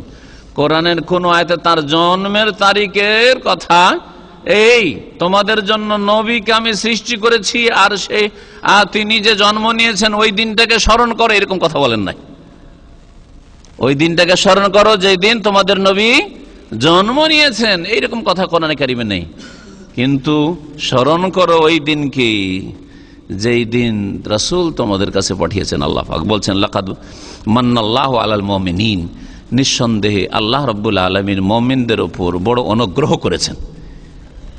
মান মানে ইহসান, আল্লাহ পাকের বড় অনুগ্রহ রয়েছে, বড় ইহসান রয়েছে আল্লাহ রাব্বুল আলামিনের। কার উপর? মুমিন মুসলিমদের উপর। কিসের ইহসান? ইজ বাসা ফিহিম রাসূলাম মিন আনফুসিহিম, যখন একজন রাসূলকে আল্লাহ পাঠালেন তাদেরই মাঝে থেকে, তাদের সমাজ থেকে, তাদের মধ্য থেকে, মানুষের মধ্য থেকে। তো রাসূল সাল্লাল্লাহু আলাইহি সাল্লাম কি ছিলেন? মানুষ ছিলেন না ফেরেশতা ছিলেন? মানুষ ছিলেন, তাই না? মানুষ আদম সন্তান না ফেরেশতা সন্তান? আদম সন্তান। তো আদম সন্তান, আদম মাটির তৈরি না নূরের তৈরি? মাটির তৈরি। তো তার সন্তান মাটির তৈরি। আর কোরআনে কারীমে রয়েছে যে আদমকে আল্লাহ রাব্বুল আলামিন কি দিয়ে তৈরি করেছেন? মাটি দিয়ে তৈরি করেছে। ইন্না মাসালা ঈসা ইনদাল্লাহি কামাসালি আদম, ঈসা আলাইহিস সালামের উপমা হচ্ছে ইনদাল, আল্লাহর নিকট আদমের মতো। খালাকাহু মিন তুরাব, আদমকে আল্লাহ কি দিয়ে তৈরি করেছেন? তুরাব, মাটি দিয়ে তৈরি করেছেন। তা আদম সন্তান মাটির তৈরি। এটা হচ্ছে কোরআনী আকীদা। এটা, এই আকীদা আপনাকে রাখতে হবে। আপনার কর্মজীবনে কোনো কিছু সম্পর্ক থাকার নাই থাক, কিন্তু আকীদাটাও আপনার কোরআনী আকীদা, কোরআনী বিশ্বাস থাকতে হবে। কোরআন বিরোধী যদি বিশ্বাস থাকে তাহলে আপনার ভালো কাজগুলি কবুল হবে না। যেমন আপনার যদি বিশ্বাস থাকে যে কিবলা হচ্ছে এইদিকে, আপনাকে এখানকার স্থানীয় লোকেরা বলছে, আরে ভাই কোন দিকে মুখ করে নামাজ পড়ছেন, আপনি কোত্থেকে এসছেন? বলছে আমি তো রিয়াজ থেকে এসছি, এখানে বেড়াতে এসছি বা কাজে এসছি, গাড়ি নিয়ে এসছি। আপনি কোন দিকে মুখ করে নামাজ পড়ছেন? এইদিকে মুখ করে নামাজ পড়ছেন কেন? এইদিকে মুখ করেন, এইদিকে কিবলা আছে। বলছেন না, আমি মানব না, কিবলা এইদিকে আছে। একজন না, দুইজন, চারজন, পাঁচজন, 10 জন সাক্ষী দিয়েছেন, কারো কথা মানবেন না। হটকারিতা যদি বলেন না আমি যেটা বুঝেছি সেটাই ঠিক, তা নামাজ কবুল হবে? নামাজ কবুল হবে না। জি, তো আকীদাটা হচ্ছে ঠিক কিবলার মতো। আকীদা হচ্ছে কিবলার মতো। আপনি কিবলা জেনে শুনে যদি উল্টো পাল্টা করে নামাজ পড়ে, সারা জিন্দেগির নামাজ এক ওয়াক্ত কবুল হবে না, এক রাকাত কবুল হবে না। ঠিক তেমনি আপনার আকীদায় যদি ভুল থাকে যে নবী নূরের পয়দা, যেমন ফেরেশতারা জিবরাইল মিকাইল নূরের পয়দা, নবী মাটির পয়দা নয়, তাহলে আপনার আকীদাতেই ভুল আছে, কিবলাই গড়বড় আছে। সুতরাং আপনার নামাজ, রোজা, হজ, যাকাত কবুল হবে না। ভালো করে শুনে রাখেন, আগে আকীদা, ফেত, বিশ্বাসটা ঠিক করতে হবে, মগজ সহি করতে হবে, কলব সহি করতে হবে, তারপরে ইবাদত সহি করতে হবে, তারপরে আখলাক চরিত্র সহি করতে হবে। আগে আখলাক চরিত্র ভালো করলেন, অনেক অমুসলিম হিন্দু, ইহুদি, নাসারা বড় চরিত্র বানাচ্ছে, সেই চরিত্র দিয়ে জান্নাত পাবে না। অনেক মুসলিম সমাজ আছে আমার চাইতে, আপনার চাইতে অনেক বেশি রাকাত নামাজ পড়ে, নফল পড়ে, এর সাথে 17 রাকাত পড়ে এসছে। এর সাথে আমরা 4 আর 3 7 রাকাত পড়ি, ওর 17 রাকাত পড়ে এসছে। হ্যাঁ, বুঝা গেছে না? এবং আল্লাহ 4 রাকাত বলেছেন, নবী 2 রাকাত সুন্নত বলেছেন, 7 রাকাত পড়লে আপনি জান্নাত পেয়ে যাবেন ইনশাআল্লাহ তাআলা। ও 17 পড়ে এসছে, কিন্তু আকীদা গড়বড়, কোনো কাজ হবে না, কোনো কাজ হবে না। ইবাদত দিয়ে আগে আপনাকে আকীদাটা ঠিক করতে হবে, বিশ্বাস ঠিক করতে হবে। বলছেন মিন আনফুসিহিম, তাদেরই মধ্য থেকে, তার মানে মক্কার লোকেরা মানুষ ছিল আর তাদেরই বংশ থেকে, কুরাইশ থেকে নবী মুহাম্মদ সাল্লাল্লাহু আলাইহি ওয়াসাল্লাম এসেছেন, সুতরাং তিনিও মানুষ। আল্লাহর বড় অনুগ্রহ এটি। ইয়াতলু আলাইহিম আয়াতিহি, নবী মুহাম্মদ সাল্লাল্লাহু আলাইহি ওয়াসাল্লাম এসে আল্লাহর আয়াতগুলি পাঠ করে শোনান। আল্লাহর আয়াতগুলি কখন পাঠ করেছেন নবী সাল্লাল্লাহু আলাইহি ওয়াসাল্লাম? জন্মের কয় বছর পরে? 10 বছর পরে? হ্যাঁ, 15 বছর, 20 বছর পরে, 35 বছর পরে, হ্যাঁ 40 বছরে যখন ওহী আসলো, তাই না? যখন তিনি, তার নাম কি হলো? শুধু মোহাম্মদ থাকলো না, মোহাম্মদ রাসূলুল্লাহ, মোহাম্মদ নবীউল্লাহ। জি, যখন তার নাম নবী হলো, তার নাম রসুল হলো, হ্যাঁ, তিনি খাতামুন নবীন বলে ঘোষিত হলেন, যে তারপর আর কোন নবী আসবে না।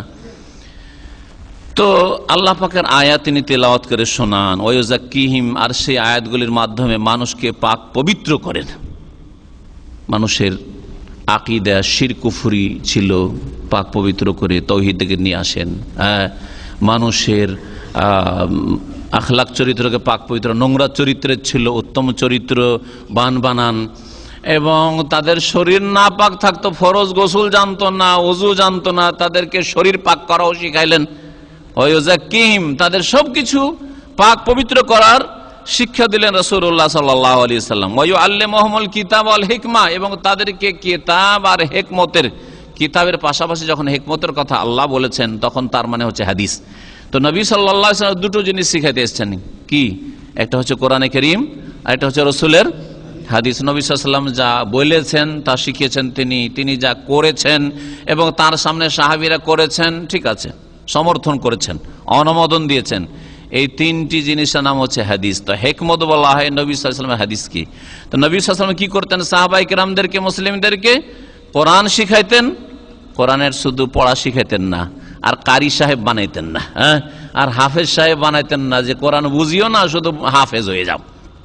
হ্যাঁ, কোরআনের তরজমা জানা দরকার নাই, ভালো কারি মাখরাজটা ঠিক হলেই হলো, আর ইখফা ইদগাম গুন্না ঠিক হলেই হলো, আর এই টানটুন ঠিক হলেই হলো, আর সুর সাতটা ঠিক হলেই হলো। এসব শিখাইতে আসেনি রাসূলুল্লাহ সাল্লাল্লাহু আলাইহি ওয়াসাল্লাম। শিখাইতে এসেছেন যে আল্লাহ পাক, হে মানব জাতি, তোমার মাবুদ তোমাকে কি সম্বোধন করছেন? আল্লাহ তোমাকে কি খেতাব করেছেন, অ্যাড্রেস করেছেন? ইয়া আইয়ুহান নাস, হে মানব সকল, উবুদু রাব্বাকুম, তোমাদের রবের ইবাদত করা। আল্লাযী খালাকাকুম, যিনি তোমাদের সৃষ্টিকর্তা, সৃষ্টি করেছেন। হ্যাঁ, ইয়া আইয়ুহাল্লাযীনা আমানু, হে মুমিন সকল, লা তুলহিকুম আমওয়ালুকুম ওয়ালা আওলাদুকুম আন যিকরিল্লাহ, তোমাদের ধন সম্পদ, ব্যবসা বাণিজ্য আর তোমাদের ছেলে মেয়ে আল্লাহর স্মরণ থেকে গাফিল করে পাপে লিপ্ত না করে দেয়, ফরজ ওয়াজিব না ছাড়িয়ে দেয়। হ্যাঁ, ব্যবসার জন্য, পয়সার জন্য, রোজগারের জন্য, আর 5টা রিয়ালের জন্য নামাজ ছেড়ে দিয়ে গাড়ি ধুইছেন, নামাজ ছেড়ে দিয়ে আপনি রাস্তায় চলাফেরা করছেন, নামাজ ছেড়ে দিয়ে আপনি ট্যাক্সি চালাচ্ছেন, যে কাস্টমারটা পৌঁছে দিলে এয়ারপোর্টে, এই নামাজ পড়তে পড়তে জামাত হইতে হতে একটা ট্রিপ দিয়ে চলে আসবো, 50 টাকা হাসিল হয়ে যাবে না। ওমাইয়া ফাল জালিকা, যারা এরকম নামাজের সময়, আল্লাহর জিকির আজকারের সময়, আর ফরজ জিকির হচ্ছে নামাজ, আল্লাহর স্মরণের সময় এই রুজি রোজগার করলো ছেলে মেয়েদের খাতিরে, অথবা ছেলে মেয়েরা তাকে গাফিল করে দিল আল্লাহ পাকের ইবাদত বন্দেগী থেকে, স্ত্রী তাকে গাফিল করে দিল আল্লাহ পাকের ইবাদত বন্দেগী থেকে, টাকা পয়সা গাফিল করে দিল, রোজগার গাফিল করে দিল, ফাউলাইকা হুমুল খাসিরুন, কখনো ভাবিয়েন না যে এই লোকটি 24 ঘন্টার মধ্যে 18 ঘন্টা 16 ঘন্টা ট্যাক্সি চালায়, আর দিনে 500 থেকে 700 রিয়াল ইনকাম করে। আমি জানি অনেক ট্যাক্সিওয়ালাদের কাছ থেকে শুনেছি, আপনারা দৈনিক কত কিলোমিটার চালান। তো ওদের মধ্যে যারা খারাপ তাদের কথা বলছেন, ওদের মধ্যে যারা ভালো বলছেন, অনেক সময় 400 থেকে 500 কিলোমিটার চালায়। যারা নামাজি, কেন বেনামাজি ট্যাক্সিতে তো বসি, এমনি তো জানিও না, নামাজি যাদেরকে চেনি তাদেরকেও জিজ্ঞাসা করেছি যে আমরা ঈদের সময়, যেই সময়গুলিতে কাস্টমার পাই, 500 কিলোমিটার পর্যন্ত চালাই দিনে, একদিনে। তাহলে 500 কিলোমিটার গাড়ি ঘোরালেন, আর নামাজের সময়গুলোতে যদি গাড়ি ঘুরে, আর এই উদাহরণ দিয়ে জীবনের প্রত্যেকটি ক্ষেত্রে বলছি, আপনার ঘুমটা পুরা করতে হয় বলে ফজরে শুয়ে আছেন আপনি, ওমাইয়া ফাল জালেকা, যে ফজরের নামাজের সময় শুয়ে থাকলো, যে নামাজের সময় গাড়ি চালিয়ে ইনকাম করলো, নামাজের সময় তার হিসাব নিকাশটা ঠিক করলো, নামাজের সময় এই সময়টায় দোকান থেকে একটু ফ্রি হতে পেরেছি, যাই রুমে গিয়ে একটু নাস্তা পানি করে নি, নামাজের সময় নামাজ জোহরের নামাজ চলছে এই সময় যাই একটু ভাতটা রান্না করে নি, নাহলে আবার তো আসরের ডিউটি আছে, নামাজটা পড়ে আস্তে আস্তে আধা ঘন্টার মধ্যে রান্নাটা হয়ে যেত না, লেট হয়ে যাবে। ওমাইয়া ফাল জালেকা, এইসব কাজ যারা করে তারা লাভবান। আল্লাহ কোরআনে সাক্ষী দিচ্ছেন ফাউলাইকা হুমুল খাসিরুন, এরা ক্ষতিগ্রস্ত। আল খাসিরুন, এরা ক্ষতিগ্রস্ত। খাসিরুন কোনদিন জান্নাত যাবে না। যারা জান্নাত যাবে তাদেরকে আল্লাহ ফায়েজুন বলেছেন, সাকসেসফুল তাদেরকে বলেছেন, সফলকাম বলেছেন, তাদেরকে মুফলিহুন আল্লাহ বলেছেন। আল্লাহ রাব্বুল আলামিন নবী করিম সাল্লাল্লাহু আলাইহি সাল্লামকে যে রাসূল করে পাঠিয়েছেন, এটা আল্লাহ পাকের বড় ইহসান। এটা হচ্ছে ইহসান। তো যারা 12 রবিউল আউয়ালে মিলাদুন্নবী করছেন, এই মিলাদুন্নবী জন্মবার্ষিকী পালন করা চাইতে বেশি গুরুত্বপূর্ণ ছিল। যদি করতেই হইতো তা আল্লাহর যেটা বড় নিয়ামত তার উপর বেশি খুশি হয়ে বেশি বড় উৎসব করা উচিত ছিল, আর তাতে বেশি ছুটি দেওয়া উচিত ছিল। হ্যাঁ, বেশি ছুটি দেওয়া উচিত ছিল। সেটা হচ্ছে যেই দিন নবী সাল্লাল্লাহু আলাইহি সাল্লাম নবী হয়েছেন হেরা পাহাড়ের গুহায়, এইটা কেন ছুটি দিলেন না আপনারা অফিস আদালত? এতে কেন মাদ্রাসা স্কুল কলেজ ছুটি দিলেন না? এতে কেন একটা আর উৎসব করে একটা ঈদ বানালেন না? এতে বানাইতেন। ইরবাজ বিন সারিয়া রাদিয়াল্লাহু তাআলা আনহু থেকে বর্ণিত, তিনি বলছেন, লম্বা একটি হাদিস রয়েছে, নবী করিম সাল্লাল্লাহু আলাইহি সাল্লাম তার একটা অংশ বলছেন, ফাইন্নাহু মাইয়াইশ মিনকুম বাদি, আমার পরে যারাই তোমাদের মধ্য থেকে বেঁচে থাকবে, নবী সাল্লাল্লাহু আলাইহি সাল্লাম বলছেন আমার পরে যারা বেঁচে থাকবে, ফাসায়ারা ইখতিলাফান কাসীরা, নবীর যুগে কোনো দ্বিমত নেই, উম্মত হচ্ছে একটি। আবু বকরের যুগে দুই ভাগ হয়নি উম্মত, ওমর রাদিয়াল্লাহু তাআলা আনহুর যুগে দুই ভাগ হয়নি, ওসমান রাদিয়াল্লাহু তাআলা আনহুর যুগে দুই ভাগ হয়নি, শেষ যুগে একটা বিদ্রোহী দল বিদ্রোহ ঘোষণা করছে, ভাঙন ধরছে। আলী রাদিয়াল্লাহু তাআলার যুগে একটু একটু ভাঙন ধরলো, 3টা দল হইল, একটা খারেজি, আর একটা হচ্ছে রাফেজি শিয়া, আর মাঝখানে আহলে সুন্নাত ওয়াল জামাত, 3 দল হইল। আরো 77টা বাকি। আরো কয়টা বাকি? 77টা বাকি। কারণ নবী সাল্লাল্লাহু আলাইহি সাল্লাম কি বলেছেন যে আমার উম্মত, ইহুদিরা 71 হয়েছে, খ্রিস্টানরা 72 হয়েছে, আর আমার উম্মত কয় ভাগে বিভক্ত হবে? ওয়াসাতাফতারিকু উম্মতি আলা 73 ফিরকা, আমার উম্মত 73 দলে বিভক্ত হয়ে যাবে। কুল্লুহুম ফিন্নার, সবগুলি জাহান্নামে যাবে, ইল্লা ওয়াহিদা, একটি দল ছাড়া। একটি দল, যেই দলটি নবী সাল্লাল্লাহু আলাইহি সাল্লাম এবং সাহাবায়ে কেরামদের রাস্তার উপর আছে, যেই রাস্তাকে সূরা ফাতিহা আল্লাহ কি বলেছেন? আস-সিরাতুল মুস্তাকিম বলেছেন। হ্যাঁ, ইহদিনাস সিরাত, সরল পথ, সোজা পথ। যেই রাস্তা সম্পর্কে আল্লাহ অন্য আয়াতে, কয়েকটা আয়াতে ওয়া আন্না হাযা সিরাতি মুস্তাকিম, হে নবী বলে দাও যে এইটাই হচ্ছে আমার সরল পথ। যেই রাস্তা শুরু হয় কোরআন সুন্নাহ আর ওহী থেকে, এর ওপর দিয়ে চলতে হবে, কোরআন সুন্নাহ অনুযায়ী চলতে হবে, আর সেই রাস্তার শেষ গন্তব্যস্থল হচ্ছে জান্নাত ইনশাআল্লাহ তাআলা।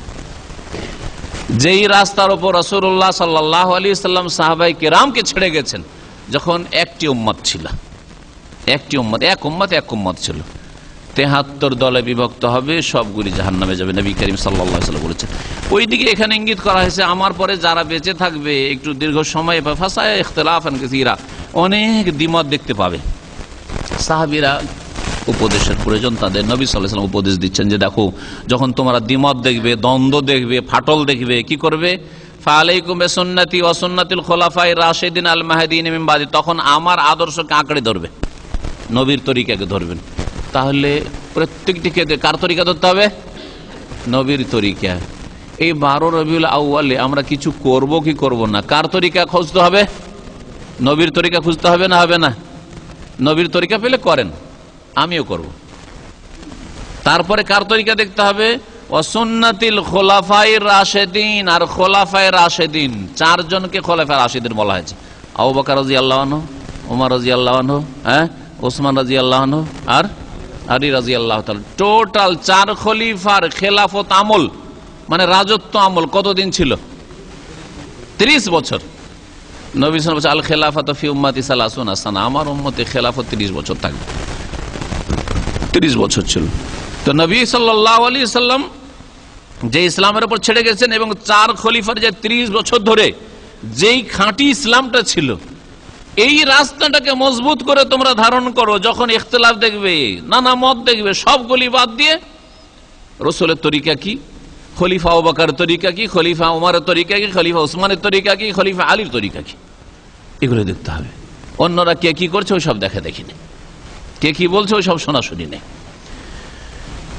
আরো বলছেন নবী সাল্লাল্লাহু আলাইহি ওয়াসাল্লাম, আব্দু আলাইহা বিন নাওয়াজিজ, তোমরা মাড়ির দাঁত দিয়ে মজবুত করে ধরো। সামনের দাঁত দিয়ে যদি একটা কিছু ধরে থাকে, কেড়ে নেওয়া সহজ, সহজ না? সহজ নাই। আমাদের আখ আছে, কুসর, কুসর খেয়েছেন তো না? কুসরকে সামনের দাঁত দিয়ে ধরে থাকিয়েন তো, আর একটু বেরিয়ে আছে, ধরে কেউ যদি টান দেয় জোরে, তো দাঁত ভেঙে চলে আসবে, ঠিক না? কুসরও যাবে আপনার, কুসরও হারাবেন আর দাঁতও হারাবেন, ঠিক না? কিন্তু মাড়িতে যদি চাপ দিয়ে থাকেন, মাড়ির দাঁত দিয়ে, অত সহজ না যে টেনে নিবে, ঠিক না? অত সহজ না যে টেনে নিবে আপনার, আর অত সহজ না যে মাড়ির দাঁত ভেঙে দিবে। মাড়ির দাঁত ভাঙা অত সহজ নয়, আর আপনার ওই মাড়ির দাঁতের তলা থেকে কোনো কিছু টেনে নেওয়া ওইটাও অত সহজ নয়। নবী করিম সাল্লাল্লাহু আলাইহি ওয়াসাল্লাম তাই বলেছেন যে কোরআন সুন্নাহকে, নবীর তরিকাকে এবং খোলাফায়ে রাশিদিনের তরিকাকে কেমন করে ধরবে? যেমন মাড়ির তলায় চেপে কোনো কিছুকে ধরা, ওই রকম করে ছাড়বে না কোনো মতে। যতই প্রতিকূলতা থাক না কেন, যতই বিরোধী থাক না কেন, যতই শিরক আর বিদআত থাক না কেন, যতই মেজরিটি বাতিলপন্থী থাক না কেন, যারা আপনার বিরোধী তারা সংখ্যাগরিষ্ঠ, ভয় লাগছে, এদের সামনে বাস করব কি করে, চলবো কি করব, তারপর কি করে চলবো, তারপরেও আপনি মাড়ির তলায় মজবুত করে ধরেন আপনি নবী করিম সাল্লাল্লাহু আলাইহি সাল্লামের আদর্শকে এবং খোলাফায়ে রাশিদিনের আদর্শকে। তারপরে আরো বলছেন, ওয়া ইয়াকুম মুহদাসাতিল উমুর, আর সাবধান হয়ে যাও নতুন নতুন কাজ থেকে। নতুন নতুন কাজ বলে দুনিয়ার কাজ বোঝানো হয়নি। দুনিয়ায় আগে বোতলে এরকম পানি ছিল না, আজকাল এই পানি খাবেন না, এটা বলা হচ্ছে কি? হ্যাঁ, না, এটা বলা হয়নি। আজকাল এক শ্রেণীর লোক আমাদের দেশে বলে যে আপনারা মাইক ব্যবহার করছেন, এটা কেন? নামাজে আপনারা সৌদি আরব মাইক ব্যবহার করছে, বিদাত। হ্যাঁ, ওদের মাহফিলে বলছে যে আমরা ওইগুলোতে মাইক ব্যবহার করব না, ঠিক না? তাহলে ওদেরকে বলেন যে আপনারা ট্রেন ব্যবহার করেন না, ট্রেন আসবেন না। নবী সাল্লাল্লাহু আলাইহি ওয়াসাল্লাম কিসের পিঠে এসেছেন? হ্যাঁ, হজে কিসের পিঠে গেছেন? উটের পিঠে, বেশিরভাগ সময় উটের পিঠে চেপেছেন, আর কখনো কখনো গাধার পিঠে চেপেছেন। তাহলে এখন বাংলাদেশে এইসব বিদাতিদের জন্য গাধা অন্য জায়গা থেকে আমদানি করতে হবে, আর না হলে উট আমদানি করে আরব দেশ থেকে নিয়ে যেতে হবে, সুদান থেকে এসে সব দেশে উট পাওয়া যায়, সব দেশ থেকে উট নিয়ে যেতে হবে, দিয়ে উটের পিঠে চাপাইতে হবে সবকে। বিশ্ব ইজতেমাতে যাবেন, উটের পিঠে চেপে যেতে হবে, কারণ মাইক ব্যবহার করা তো বিদাত। তো ওখানে যাওয়ার জন্য ট্রেন ব্যবহার করা, বাস ব্যবহার করা, কার ব্যবহার করা, হ্যাঁ, প্লেন ব্যবহার করা, ঢাকা এয়ারপোর্টে নামবেন বিদেশ থেকে এসে, ওইটাও বিদাত। বিদাত নয়? তাহলে এগুলো বোঝানো হয়নি, ধোকা দিবেন না, এরা ধোকা দেয়, বোঝা গেছে? নতুন নতুন কাজ থেকে সাবধান, মানে ধর্মের নামে যেই কাজটা নেকির আশায় ধর্ম মনে করে করছো, খুব সহজ ভাষায় বুঝেন, দিন মনে করে, ইসলাম মনে করে করছেন, আর সওয়াবের কাজ মনে করে করছেন। এখন যে এই যে ঈদে মিলাদুন নবী 12 রবিউল আউয়ালে যেটা পালন করছেন, আর বাঙালি জাতি তো আরো 4 কদম আগে, অনেকে বলে 2 কদম আগে বা 1 কদম আগে, আরো 4 কদম আগে। সেটা কি? অন্য অন্য দেশে, বিদাতি দেশগুলিতে মিলাদুন নবী বছরে একবার হয়। মানুষের জন্মটা কয়দিন হয়েছে? হ্যাঁ, কয়দিন হয়েছে বলেন? একদিন। কেউ দুনিয়াতে এমন আছে বলতে পারবে যে আমার জন্ম বছরে 3 দিন হয়েছে? বোঝা গেছে? আছে কেউ পৃথিবীতে? তো নবীর জন্ম যেই মাসে হোক না কেন, একবার না হয়েছে জন্ম, 2 বার 3 বার তো হয়নি, তাই না?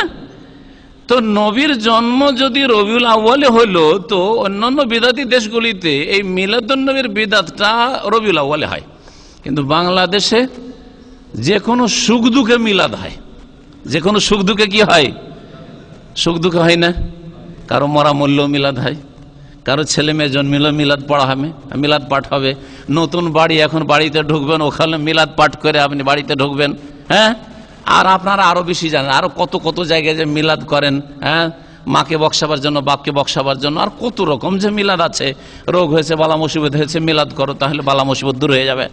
তো মিলাদ মানে জন্ম তারিখ, তো জন্ম তো বছরে একদিন, ও রবিউল আউয়ালে। তো আপনার মহরমে কি করে আপনার বাড়িতে মিলাদ পাঠ হচ্ছে?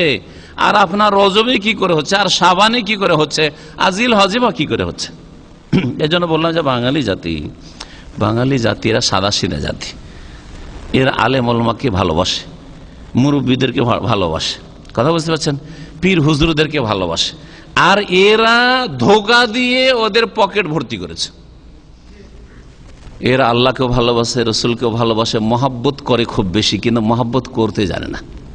মহাব্বত করতে হবে আল্লাহর সাথে, রসুলের সাথে, এবং আল্লাহর ইবাদত বন্দেগীর তরিকায়, রসুলের তরিকায় যারা আছে তাদের সাথে। কিন্তু যারাই ওই বেশভূষা নিয়ে এসেছে আর ইসলামের না যা কিছু বলেছে ইসলামের নামে সব কিছুতে ঠিক না বে ঠিক বলছে, ঠিক দিল একেবারে, তাই না? এক মারদুদ শয়তান বলছে যে পীরের মুরিদ হইতে এসছে, তো বলছে প্রথম কাজ হচ্ছে তোমার আজকে এশার নামাজ পড়া বারণ, নিষেধ, এশার নামাজ পড়বে না, তাহলে আমার মুরিদ হইতে পারবে। বোঝা গেছে? তারপরে জিজ্ঞেস করছে শ্রোতাদেরকে, শ্রোতারাও যে আবোলা, আমাদের আঞ্চলিক ভাষা বলে আবোলা, মানে অবুঝ, যেমন কোনো কিছু বলতে পারে না। হ্যাঁ, তো মানুষ বলতে পেরেও একটা কথা, হক কথা বলতে পারছেন না। তারপর জিজ্ঞেস করছে যে আপনারা ভাববেন যে নামাজ ছাড়তে বললো তো অন্যায় করলো না, ঠিক না বে ঠিক? বলছে হ্যাঁ ঠিক। আউযুবিল্লাহ, আল্লাহ 5 ফরজ করলেন আর এক ফরজকে গায়েব করে দিল মুরিদ হওয়ার জন্য। তাহলে যদি এক ফরজকে, মেরাজের এক ফরজকে গায়েব করে দেয়, তাহলে সে কত বড় আল্লাহর দুশমন, রসুলের দুশমন, যে 5 ওয়াক্ত নামাজের 1 ওয়াক্ত নামাজ পড়া যাবে না। তাহলে যার মুরিদ হওয়ার জন্য শর্ত হচ্ছে নামাজ ছাড়া, কুফরি করা, তাহলে কিসের মুরিদ, কত বড় শয়তান সে চিন্তা করেন তাহলে। আর তারপরে শ্রোতা, আমাদের সাথে লোকজনের অভাব নেই, আর শ্রোতা ওই করে চিৎকার করছে। অবুঝ জাতি, পীর হুজুর থেকে ভালোবেসেছে, আর এরা ধোঁকা দিয়ে টাকা টেনেছে। শুধু কেমন করে টাকা টানা যায়, কেমন করে ইনকাম করা যায়, ধর্ম ব্যবসা করে শুধু টাকা টেনেছে।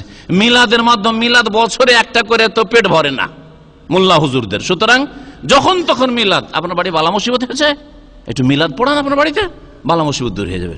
নতুন বাড়ি দিয়েছেন, এমনি ঢুকে যাবেন, জিন শয়তানে ক্ষতি করবে, একটা মিলাদ পড়ান। জি, আপনার মা মারা গেছে, একটা মিলাদ পড়ান, বকশান। জি, এই করে করে করে করে শুধু ইনকাম করা। তাবিজ ব্যবসা, মাজার ব্যবসা, পীর মুরিদের ব্যবসা, নজর নিয়াজের ব্যবসার শেষ নেই। ধর্ম ব্যবসার চাইতে ফলপ্রসূ, বেনিফিটেড ব্যবসা আর বাংলাদেশ আর কিছু নেই। দুনিয়ার সব ব্যবসার জন্য লাইসেন্স লাগে, আর কত ঘুষ দিতে হয়। কিন্তু মাজার ব্যবসা, তাবিজ ব্যবসা, মিলাদ ব্যবসা, এইসব ব্যবসার জন্য কোনো কিছু লাইসেন্স লাগে না সরকারের কাছে। সরকারও বলছে তোমরা তোমাদের কাজ করো, লাকুম দীনুকুম ওয়ালিয়া দিন, আমাদের কাজ আমাদের করতে দাও, ঠিক না? হ্যাঁ, আমরা আমাদের কাজ করছি, কিছু বলিও না, আমাদের স্বার্থে তোমরা আঘাত দিতে আসিও না, আর তোমরা তোমাদের কাজ করো, কার কাছ থেকে কত লুটতে পারো তোমরা তোমাদের লুটো, আমরা আমাদের কাজ করি, ঠিক না? জি হ্যাঁ, চলতে আছে। ফাইন্না খায়রুল হাদিস কিতাবুল্লাহ ওয়া খায়রুল হাদি হাদি মুহাম্মদ সাল্লাল্লাহু আলাইহি ওয়াসাল্লাম ওয়া শাররুল উমুরি মুহদাসাতুহা ওয়া শাররুল উমুরি মুহদাসাতুহা। আমি লম্বা খুতবা তরজমা করে সময় নষ্ট করব না বা পার করব না, নষ্ট নয়, দিনের কথা এটাও জরুরি কি জানা অর্থ। কিন্তু কথা হচ্ছে যে এই সময় আমাদের আসল বিষয়বস্তুটাকে শেষ করতে হবে। আল্লাহ পাক রাসূল সাল্লাল্লাহু আলাইহি ওয়াসাল্লাম বলছেন, এই খুতবা প্রত্যেক খুতবাতে, বিয়ের খুতবাই হোক, আর তার আলোচনার খুতবা হোক, আর জুমার খুতবা হোক, আর ঈদের খুতবা হোক, তিনি পাঠ করতেন। কি বলতেন? ওয়াশাররাল উমুরি মুহদাসাতুহা, আর সবচেয়ে নিকৃষ্ট কাজ হচ্ছে মুহদাসাতুহা, মানে খারাপ কাজগুলি, মানে ধর্মের নামে খারাপ কাজগুলি। ওয়াশাররাল উমুরি, সবচেয়ে নিকৃষ্ট কাজ হচ্ছে, খারাপ কাজ হচ্ছে মুহদাসাতুহা, ধর্মের নামে নতুন কাজগুলি, মুহদাসাত, নতুন কাজগুলি। আর ওয়াকুল্লা মুহদাসাতিন বিদআ, ধর্মের নামে প্রত্যেক নতুন কাজ হলে ওর নাম কি? নতুন কাজ ধর্মের নামে হইল নাম কি? বেদাত। নবী সাল্লাল্লাহু আলাইহি সাল্লামের জামানায় ঈদুল ফিতর ছিল, ঈদুল আজহা সুন্নত না বেদাত? সুন্নত, ঠিক না? সুন্নত। আর সুন্নতের বিপরীত নবী সাল্লাল্লাহু আলাইহি ওয়াসাল্লামের জামানায় যেটা ছিল না, সেটা যদি পরে হয় তাহলে ওর নাম। এখন কেউ যদি ঈদে মিলাদুন নবী বলে, তো 3 নম্বর ঈদ এটা হইল না? তাহলে এটা সুন্নত না বেদাত? আপনি বিচার করেন। যেটা নবীর যুগে ছিল ওটা সুন্নত, আর নবীর যুগে ছিল না, নতুন হয়েছে পরে, খোলাফা রাশেদিনের পরে, ওর নাম হচ্ছে কি? বিদআহ। তারপরে নবী সাল্লাল্লাহু আলাইহি ওয়াসাল্লাম বলছে কুল্লু, প্রত্যেক নতুন কাজ হচ্ছে বিদাত, তাই না? নবী বলছেন প্রত্যেক। আর আমাদের সে এক শ্রেণী হুজুরা তাদের বেদাতগুলি চালু রাখার জন্য কি বলে, যে বেদাত হচ্ছে দুই রকম, বেদাতে হাসানা আর বেদাতে সাইয়া। ভালো বিদাত আছে, ভালো বিদাত। ভালো বিদাত কোনগুলির মাপকাঠি কি? যে বাংলাদেশে যেগুলো চলছে, আমরা যেগুলো করছি ওগুলো ভালো, বুঝা গেছে। আর যেগুলো ওরা করে না সেগুলি হচ্ছে কি মন্দ। মন্দ না মন্দ নয়? এখন নিয়ত কেমন করে পড়েন?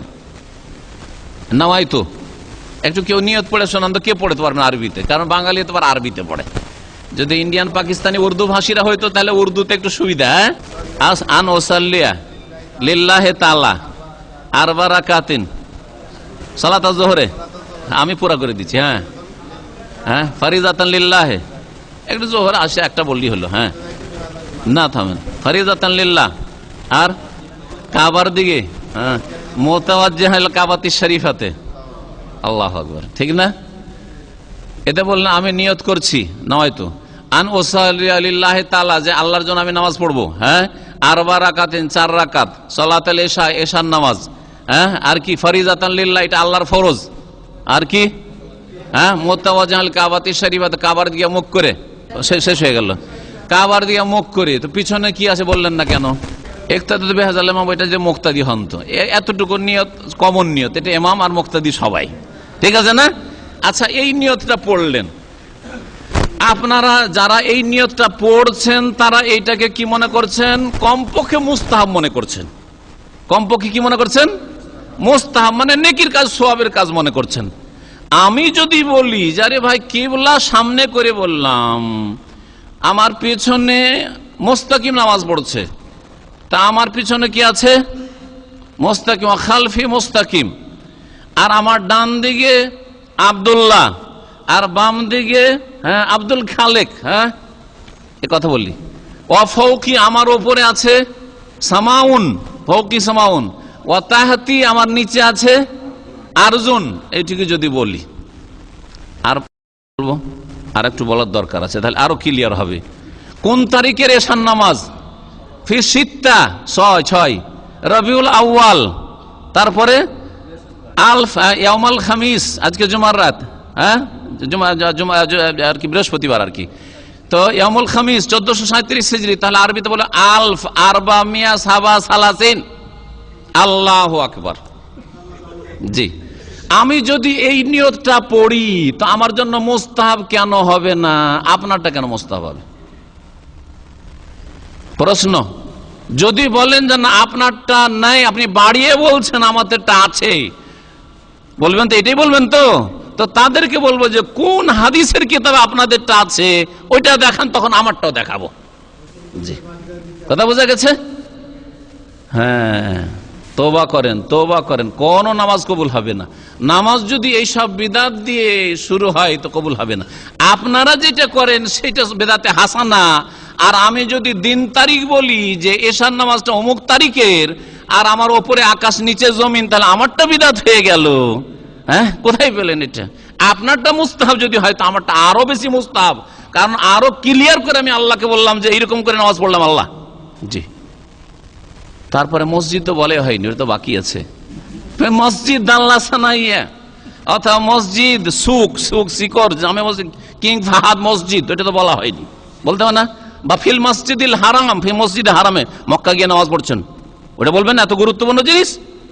হ্যাঁ, এশার নামাজ বলবেন আপনি, তারপরে কিবলামুখী হয়ে পড়ছি, তার ইত্যাদি ইত্যাদি বলে ফরজ আল্লাহর জন্য পড়ছি, তো ফিল মসজিদুল হারামে বা ফিল মসজিদ নববী মদিনায় যে নামাজ পড়ছেন, বলবেন না? ওটা যদি বলি তো অসুবিধাটা কি? আপনারটা যদি মুস্তাহাব বেদাতে হাসানা হয় তো আমারটাও বেদাতে হাসানা, আর না হলে আপনার গুলিও বেদাত, গুমরাহি জাহান্নামে যাওয়ার কাজ, আর আমি যেগুলো বলছি এগুলো গুমরাহি জাহান্নামে যাওয়ার কাজ।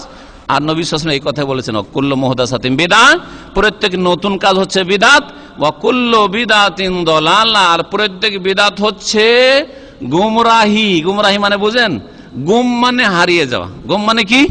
ফার্সি শব্দ। আর রাহি, রাহ মানে রাস্তা, রাহ মানে রাস্তা, বুঝছেন না? তো গুমরাহি মানে রাস্তা হারিয়ে দেওয়া। কোন রাস্তা হারিয়ে দিলেন তাহলে বিদাত করলে? জান্নাতের রাস্তা হারিয়ে দিলেন, জান্নাতের রাস্তা হারিয়ে দেয়। তাহলে যারা বিদাত করে, বিদাত পড়ে, তারা জান্নাতের রাস্তা হারিয়ে দেয়। যদি আপনি প্রমাণ না করতে পারেন যে রবিউল আউয়াল মাসে মিলাদ ইসলামে আছে, তাহলে আপনি গুমরাহির কাজ করলেন, তার মানে জান্নাতের রাস্তা হারিয়ে দিলেন। যদি আপনি প্রমাণ না করতে পারেন যে নবী সাল্লাল্লাহু আলাইহি ওয়াসাল্লাম তার 4 খলিফা নামাই তো পড়েছেন এরকম করে, তাহলে আপনি গুমরাহিতে আছেন, মানে আপনি জান্নাতের রাস্তা হারিয়ে দিলেন। ভালো করে শুনে রাখেন, ভালো করে শুনে রাখেন আল্লাহর রাস্তে, আর ভালো করে শুনিয়ে দেন লোকজনকে যে জাহান্নামের রাস্তা থেকে ফিরে আসুক।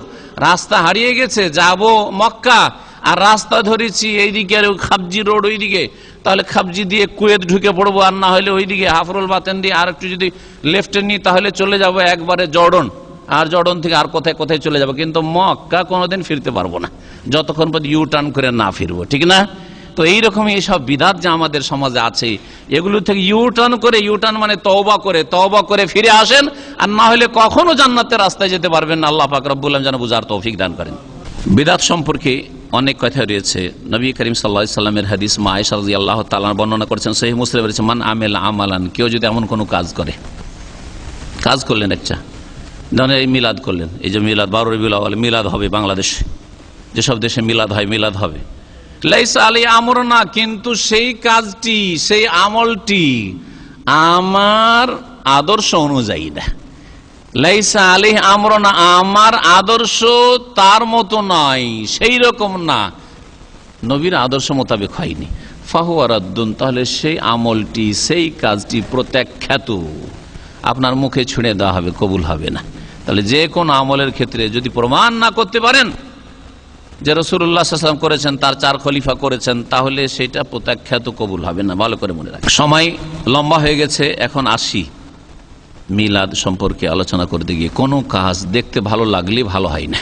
অনেকে মনে করে কাজটা কোন মন্দ কাজ করলো, কবিরা গুনাহ করেছি, ভাবে যে এটা তো আর জেনা ব্যভিচার হইল না, এটা তো মদের মতো হইল না, এটা তো আর মিথ্যা বলা হইল না, এটা তো আর ওই যেগুলো সামাজিক পাপ, এটা চুরি করা হইল না, এটা বেঈমানি করা হইল না, এটা ডাকাতি করা হইল না। আমরা তো নবী সাল্লাল্লাহু আলাইহি সাল্লামকে সারা বছর স্মরণ করতে পারছি না, তো রবিউল আউয়াল মাসে একটা দিন তো কমপক্ষে নবীকে মহব্বত করি, নবীর মহব্বত প্রকাশ করি, নবীকে স্মরণ করি, নবীর উপরে দুরূদ পাঠ করলাম, একটা মাহফিল টাহফিল করলাম, মিলাদ মাহফিল, আর একটু দুরূদ পড়লাম, সওয়াবের কাজ করলাম, যাতে করে কমপক্ষে আমাদের স্মরণীয় হয়ে থাকেন তিনি। এটা হচ্ছে আমাদের উদ্দেশ্য। নিয়ত ভালো থাকলেই জান্নাত পাওয়া যাবে না, তার সাথে রাস্তাটা ভালো হইতে হবে। বলেন, নিয়ত শুধু ভালো থাকলে জান্নাত পাওয়া যায় না, নেকি পাওয়া যায় না, বরং রাস্তাটা কি হইতে হবে? রাস্তাটা সহি শুদ্ধ হইতে হবে। বুঝছেন? আপনার নিয়তটা ভালো আছে যে আমি হজ করব বা উমরা করব, কিন্তু টাকা নেই, সুতরাং কারো টাকা চুরি করলেন, কারো টাকা চুরি করে আপনি হজ করতে চলে গেলেন। হ্যাঁ বলেন, টার্গেটটা কি? সৎ না অসৎ? টার্গেট কি? হজ করা, তাই না? তো লক্ষ্য উদ্দেশ্যটা আপনার ভালো না মন্দ? ভালো। কিন্তু মাধ্যম যেটা আপনি সোর্স ব্যবহার করছেন, মক্কা পৌঁছার জন্য যে টাকাটা খরচ করা, প্লেনের টিকিট অথবা আপনার বাসের খরচ, এই যে হজ অফিসগুলো যে টাকাটা নেয়, এটা হচ্ছে কি? হারাম। তাহলে হজ কবুল হবে? উমরা কবুল হবে? সওয়াব পাবেন? আপনার নিয়তটা তো ভালো আছে যে এদের তো অনেক পয়সা আছে, এর 5,000 রিয়াল গেলেও কিছু না, দিনে 5,000 10,000 ইনকাম, বড় বড় বিজনেস করে অনেকে আছে, দিনে 5,000 7,000 আসে। এদের মতো লোকের 5-10 হাজার টাকা যদি পকেট মেরেও নিই তো অসুবিধা কি? কিন্তু আমি তো হবে মানুষ, হজ করতে পারছি না, যাই চুরি করা ডাকাতি করা টাকা দিয়ে হজটা করে আসি। হজ হবে? হজ হবে না। তাহলে নিয়ত ভালো থাকলেই শুধু, আর টার্গেটটা ভালো থাকলেই শুধু নেকি হয় না, এবং তার সাথে সাথে রাস্তাটাও ভালো হইতে হবে, রাস্তাটাও মাধ্যমটাও ভালো হইতে হবে। মনে রাখবেন, আমরা নবীকে স্মরণ করব, আমরা মহব্বত করছি, আমরা একটা দিন স্মরণ করব, কেন আমাদেরকে নিষেধ করবেন? নবীর ওপর দুরূদ পাঠ করব একটা দিন কমপক্ষে, প্রতিদিন তো পারছি না, কেন আমাদেরকে নিষেধ করবেন? আপনার টার্গেটটা ভালো, লক্ষ্য উদ্দেশ্য ভালো, কিন্তু তরিকা রাস্তা মুহাম্মদ রাসূলুল্লাহ সাল্লাল্লাহু আলাইহি ওয়াসাল্লামের নয়, 4 খলিফার নয়, সাহাবায়ে কেরামদের নয়, 4 ইমাম আবু হানিফা, শাফি, মালিক, আহমদের নয়, বরং অনেক পরে, কয়েকশো বছর পরে শুরু হয়েছে। এক একটি করে শোনাবো যে কখন এগুলো শুরু হয়েছে আর কারা প্রথম শুরু করেছে। এখানে যখন নিয়ত ভালো থাকলেই শুধু নেকি পাওয়া যায় না, এই কথাটি আসলো তখন শুনেন। প্রথম বিদাত দেখলেন আবু মুসা আশআরী আর আব্দুল্লাহ বিন মাসউদ কুফাতে। হাদিস লম্বা আছে, দারমিতে রয়েছে আর আবু নুআইমে রয়েছে, হাদিসটা সহিহ। হাদিস লম্বা বলবো না। এক মসজিদে বিদাত হচ্ছে একটা, তাদের কাছে বিদাত, কিন্তু যারা করছে ওরা সওয়াব মনে করে করছে। কি কাজটা হচ্ছিল? হালকা করে বসে আছে, হালকায় জিকির, গোলাকার হয়ে বসে আছে। আর একজন তাদের মুরব্বী বসে আছে, বলছে সাব্বিহু মিয়া, এই 100 বার তুমি সুবহানাল্লাহ পড়ো। আর একজনে বলছে যে হাল্লেলু মিয়া, লা ইলাহা ইল্লাল্লাহ 100 বার পড়ো। আর একজনকে বলছে যে তুমি কাব্বিরু মিয়া, আল্লাহু আকবার পড়ো, 100 বার তুমি আল্লাহু আকবার পড়ো। যখন পুরা হয়েছে কোর্স পুরা হয়েছে, আর একটা কোর্স দিয়েছে। যার সুবহানাল্লাহ পড়া হলো বলে এখন লা ইলাহা ইল্লাল্লাহ শুরু করে 100 বার। যার আলহামদুলিল্লাহ পড়া হলো বলে আল্লাহু আকবার পড়ো, ইত্যাদি। এইভাবে সবকে একসাথে এইরকম করে তসবিহ করাচ্ছে, জিকির আজকার করাচ্ছে। আজকালকার বেদাতি জিকির নয়, অসম্পূর্ণ জিকির নয়, ইল্লাল্লাহ ইল্লাল্লাহ জিকির নয়, আর আল্লাহু আল্লাহু জিকির না, আর হু হার জিকির নয়। বরং কি জিকির ছিল? বাক্য ঠিক ছিল, পূর্ণাঙ্গ সুবহানাল্লাহ, আলহামদুলিল্লাহ, লা ইলাহা ইল্লাল্লাহ, আল্লাহু আকবার, এগুলো জিকির ছিল। কিন্তু তরিকাটা কি ছিল? নবীর ছিল না। 100 বার পড়ো, 100 বার পুরা করো, হইলো 100 বার, আর একটা শুরু করো, তুমি 100 বার পড়ো। এই যে 100 বার করে গোল হয়ে বসে পড়ো, এই তরিকা নবীরও না, এটা 4 খলিফারও না, এটা মদিনারও না। মদিনায় এই ইসলাম দেখেননি আব্দুল্লাহ বিন মাসউদ, আবু মুসা আশআরী কুফা ইরাকে যখন হিজরত করে গিয়েছেন মসজিদে। আশ্চর্য কথা, ফজরের আগেখানে এরকম হালকায় জিকির চলছে। দেখার পর কি বলেছিলেন? যে ওয়াল্লাযী নাফসি বিয়াদিহি, সেই আল্লাহর কসম করে বলছি যার হাতে আমার প্রাণ রয়েছে, ইন্নাকুম লা আলা মিল্লাতিন আহদা মিন মিল্লাতি মুহাম্মাদিন সাল্লাল্লাহু আলাইহি সাল্লাম। মনে হচ্ছে যে তোমরা এমন ধর্ম পালন করছো যেই ধর্মটি মুহাম্মদ রাসূলুল্লাহ সাল্লাল্লাহু আলাইহি সাল্লামের নিয়ে আসা ধর্মের চাইতেও বেশি ভালো এবং হেদায়েতের পথ। তোমাদেরটা মনে হচ্ছে বেশি হেদায়েতের পথ, তোমরা মনে হয় বেশি হেদায়েত প্রাপ্ত হয়ে গেছো, বেশি ভালো রাস্তা পেয়ে গেছো। আর না হলে হয় এইটা, আর না হলে আরেকটি, সেটা কি আও মুফতাতিহু বাবা দালালাতিন, আর না হলে তোমরা গুমরাহির দরজা প্রথম খুলছো। ইসলামের ইতিহাসে প্রথম গুমরাহির দরজা খুলছো। তারা বলেছিল যে ওয়াল্লাহি আবু আব্দুর রহমান মা আরাদনা ইল্লাল খায়র। আবু আব্দুর রহমান কুনিয়াত, উপনাম ছিল আব্দুল্লাহ বিন মাসউদের, প্রখ্যাত সাহাবী। নবী সাল্লাল্লাহু আলাইহি ওয়াসাল্লামের, নবী সাল্লাল্লাহু আলাইহি ওয়াসাল্লাম যেখানে যেতেন জুতা নিয়ে আর উজুর পানি নিয়ে, উজুর লোটা ঘটি নিয়ে দৌড় দিতেন, জুতা স্যান্ডেল নিয়ে বাড়াতেন। এত বড় বিখ্যাত খাদিম রাসূলুল্লাহ সাল্লাল্লাহু আলাইহি ওয়াসাল্লামের। তাকে ওখানকার লোকেরা বলল যে আবু আব্দুর রহমান, আপনি কি বলছেন? আমরা কি কোনো ভুল করছি, অন্যায় কাজ করছি? ওয়াল্লাহি আল্লাহর কসম করে বলছি, আমাদের নিয়তটা তো ভালো, মা আরাদনা ইল্লাল খায়র, আমাদের উদ্দেশ্য তো ভালো, আমাদের উদ্দেশ্য ভালো। তখন তিনি উত্তরে কথা বলেননি যে উদ্দেশ্য যখন ভালো তখন আল্লাহ তোমাদের কবুল করবেন, উদ্দেশ্য যখন ভালো তো করো করো, অসুবিধা নেই, এই কথা বলেননি। বরং কি বললেন শোনো, ওয়া কাম মিন মুরিদিন লিল খায়রি লা ইউসিবাহু, অনেক লোক রয়েছে যারা কল্যাণের কামনা তো করে কিন্তু কল্যাণে পৌঁছিতে পারে না, কল্যাণে পৌঁছিতে পারেন না। তা আজকাল যারা মিলাদ করছেন, ভালো করে জেনে নেন যে নিয়তটা খুব ভালো, কল্যাণকামী, আপনারা খুব নবীর হিতাকাঙ্ক্ষী, কিন্তু লাইয়সিবাহু, নবীর আদর্শে পৌঁছিতে পারবেন না, নবীর তরিকায় চলেন না, যার ফলে জান্নাতের রাস্তায় যেতে পারবেন না, গুমরাহির শিকার হবেন। কাম্মিম মুরিদিন খায়রে লাইয়সিবাহু, কত শত লোকেরা রয়েছে যারা কল্যাণের কামনা তো করে থাকে কিন্তু কল্যাণ পর্যন্ত পৌঁছিতে পারে না। এই মিলাদ কখন শুরু হইল? বললাম একটু আগে, নবী সাল্লাল্লাহু আলাইহি ওয়াসাল্লামের জামানা চলে গেল, সাহাবায়ে কেরামদের জামানা 110 হিজরিতে শেষ। নবী সাল্লাল্লাহু আলাইহি ওয়াসাল্লামের ইন্তেকাল কখন? বলেন, 10ম হিজরি না 11 হিজরি? যদি মহরম থেকে বছর শুরু করেন তাহলে 11 হিজরি। 10ম হিজরিতে জিলহজ মাসে তো হজ করলেন, তাহলে জিলহজ তো 10ম হিজরি শেষ হয়ে গেল, তাই না? মহরম, সফর, তারপরে নবী সাল্লাল্লাহু আলাইহি ওয়াসাল্লামের ইন্তেকাল কখন হয়েছে? কোন মাসে? রবিউল আউয়ালে। রবিউল আউয়াল মাসের 12 তারিখে নবী সাল্লাল্লাহু আলাইহি ওয়াসাল্লামের ইন্তেকাল হয়েছে। দেখেন, একজন মানুষ যখন বিখ্যাত হয়ে যান, নবী ছাড়াও কেউ যদি ওইরকম মানে খ্যাতি লাভ করে, তাহলে তার মৃত্যুর দিনটা সবাই মনে রাখতে পারে, দেশবাসীরা যারা চেনে। পারে না? পারে না। কিন্তু জন্মের দিনটা যখন জন্মে তখন হয়তো এমন পরিবারে জন্মেছে যে বাপ মা শিক্ষিত ছিল না, সুতরাং দিন তারিখটা লিখেও রাখেনি আর মনেও থাকেনি, সুতরাং জন্ম তারিখ জানেই না। একটা আনুমানিক অমুক সালে ওই সময়গুলিতে ৭১ বছর জন্ম হয়েছে, একটা হয়তো বড় একটা ঘটনা হয়েছে ৭১, বা 1947 অমুকের জন্ম হয়েছে, যেহেতু ওই সময় ইংরেজরা আমাদের দেশ ছেড়ে গেছে, এইরকম ধরনের একটা আইডিয়া আছে, কিন্তু কোন মাসে কোন তারিখে মনে নেই। কারণ এই ব্যক্তি হয়তো সেই সময় আগামীতে যে কি হবে কেউ জানতো না, ঠিক কিনা? তো নবী করিম সাল্লাল্লাহু আলাইহি সাল্লামের মৃত্যু তারিখে কোনো দ্বিমত নাই যে তার ইন্তেকাল হয়েছে রবিউল আউয়াল মাসের 12 তারিখে। জন্মের সময় মক্কার লোকেরা জানতো না যে যিনি জন্ম নিলেন তিনি কি হবেন, কেউ জানতো না। আর শিক্ষা দীক্ষাও ছিল না, সুতরাং ওইভাবে লিখাও ছিল না, এই জন্য কেউ মনে রাখেনি ওই বিষয়টি, জন্মের তারিখ কেউ মনে রাখেনি, যার ফলে ইখতিলাফ হয়েছে। কেউ বলছে রবিউল আউয়াল, কেউ বলছে রমজান, কেউ বলছে অন্য মাসে, কেউ বলছে অন্য তারিখে, ইত্যাদি ইত্যাদি। নবী সাল্লাল্লাহু আলাইহি ওয়াসাল্লাম শুধু এতটুকু বলেছেন, তারিখ বলেন নাই, মাসও বলেননি, বার বলেছেন। কি বারে জন্ম নবী সাল্লাল্লাহু আলাইহি ওয়াসাল্লামের?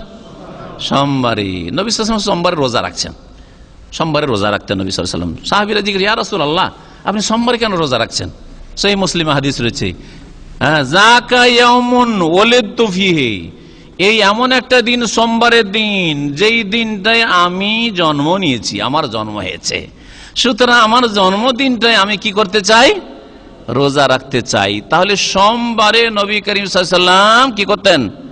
রোজা রাখতেন। যদি আপনি নবীকে সত্যি মহব্বত করেন আর নবীর তরিকায় চলতে চান, তো নবী কি করেছেন?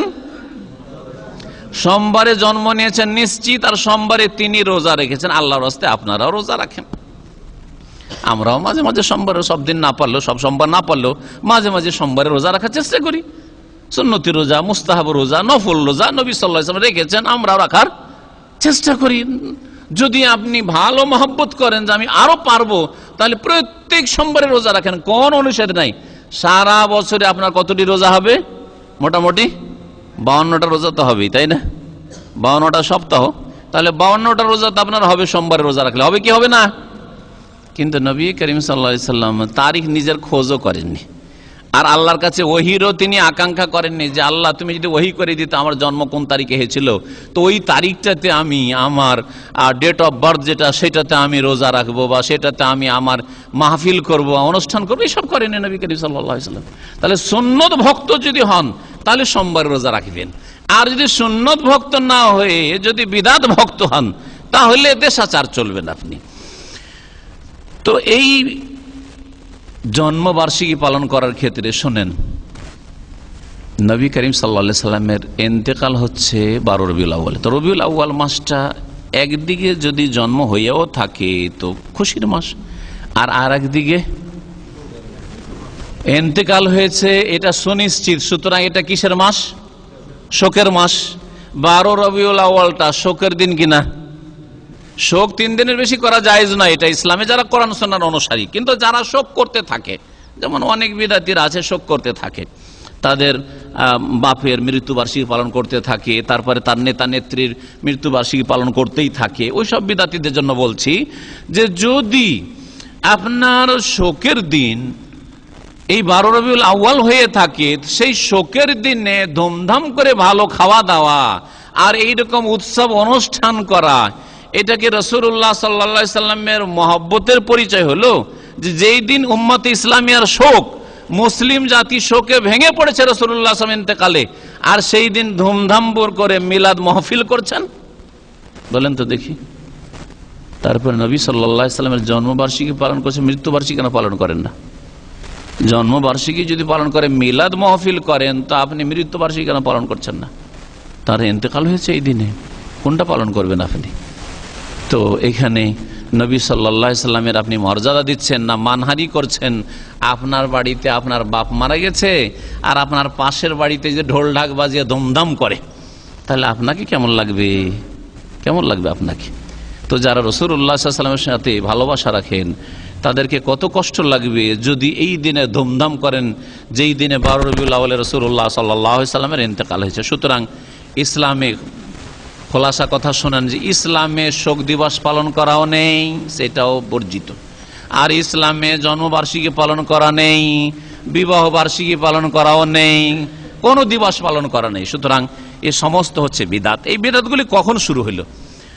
4th শতাব্দীতে মিশরে একদল শাসক গোষ্ঠী হয়েছিল যারা প্রকৃত ইহুদি।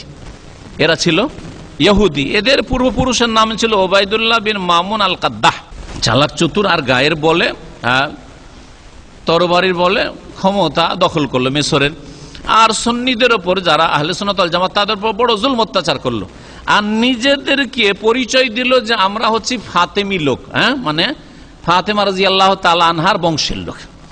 ফাতেমা রাদিয়াল্লাহু আনহার বংশের সাথে এদের দূরেরও সম্পর্ক ছিল না, মিথ্যুকেরা, এরা ইহুদি। কিন্তু এরা দাবি করলো যে আমরা হচ্ছি ওবাইদি। এরা কারণ ওই লোকের নাম ওবায়দুল্লাহ ছিল, এই জন্য ওদেরকে ওবাইদি বলা হয়েছে ইসলামের ইতিহাসে। কিন্তু ওরা নিজেদেরকে ফাতেমি বলতো। আর বেশ কয়েকশো বছর তাদের রাজত্ব চলেছে, এই জুলম অত্যাচার রাজত্ব আর সুন্নিদেরকে জবাই করার রাজত্ব চলেছে তাদের। এরা কারা ছিল? গবেষক ওলামারা বলছেন ওহম জানাদেকা, এরা বিধর্মী ছিল, ইসলামকে ধ্বংস করার জন্য এসেছিল। এরা ইয়াতাজাহারুনা বিআন্নাহুম রাওয়াফিজ, তারা বাহ্যিক প্রকাশ করত যে আমরা শিয়া, আমরা হচ্ছি রসুল বংশকে খুব ভালোবাসি, নবী পরিবারকে খুব ভালোবাসি, আমরা হচ্ছে শিয়া রাফেজি, এই যে ইরানিদের মতো। ওয়া বাতিনুহুম আল কুফরুল মাহজু, কিন্তু তাদের ভিতরে খালেস কুফরি ভরা ছিল, ইসলামের শত্রু মুনাফিকেরা ছিল। এরা প্রথম 6টি মিলাদ আবিষ্কার করে, যে 6টা জন্মবার্ষিকী পালন করতে হবে। কি কি ছিল?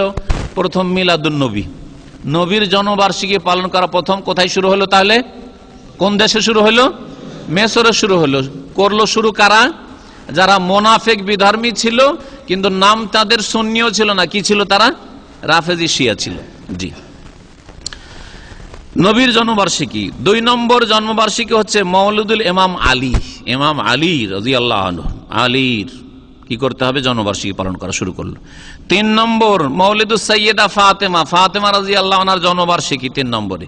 4 নম্বর হাসানের জন্মবার্ষিকী। 5 নম্বরে হুসাইনের জন্মবার্ষিকী। 5টা হলো 6টি তারা জন্মবার্ষিকী পালন করা হচ্ছে। 6 নম্বর ছিল যে যখন ক্ষমতায় থাকবে তাদের খলিফা, মওলিদুল খলিফা আল হাজির, বর্তমান যে খলিফা থাকবে এই ইসলামের শত্রু এই ওবাইদীদের, তার জন্মবার্ষিকী পালন হইতে থাকবে। তাহলে এদের থেকে যারা শাসকদের জন্মবার্ষিকী, মৃত্যুবার্ষিকী পালন করা শুরু করেছে, ওরাও কিন্তু এদের থেকে নিয়েছে।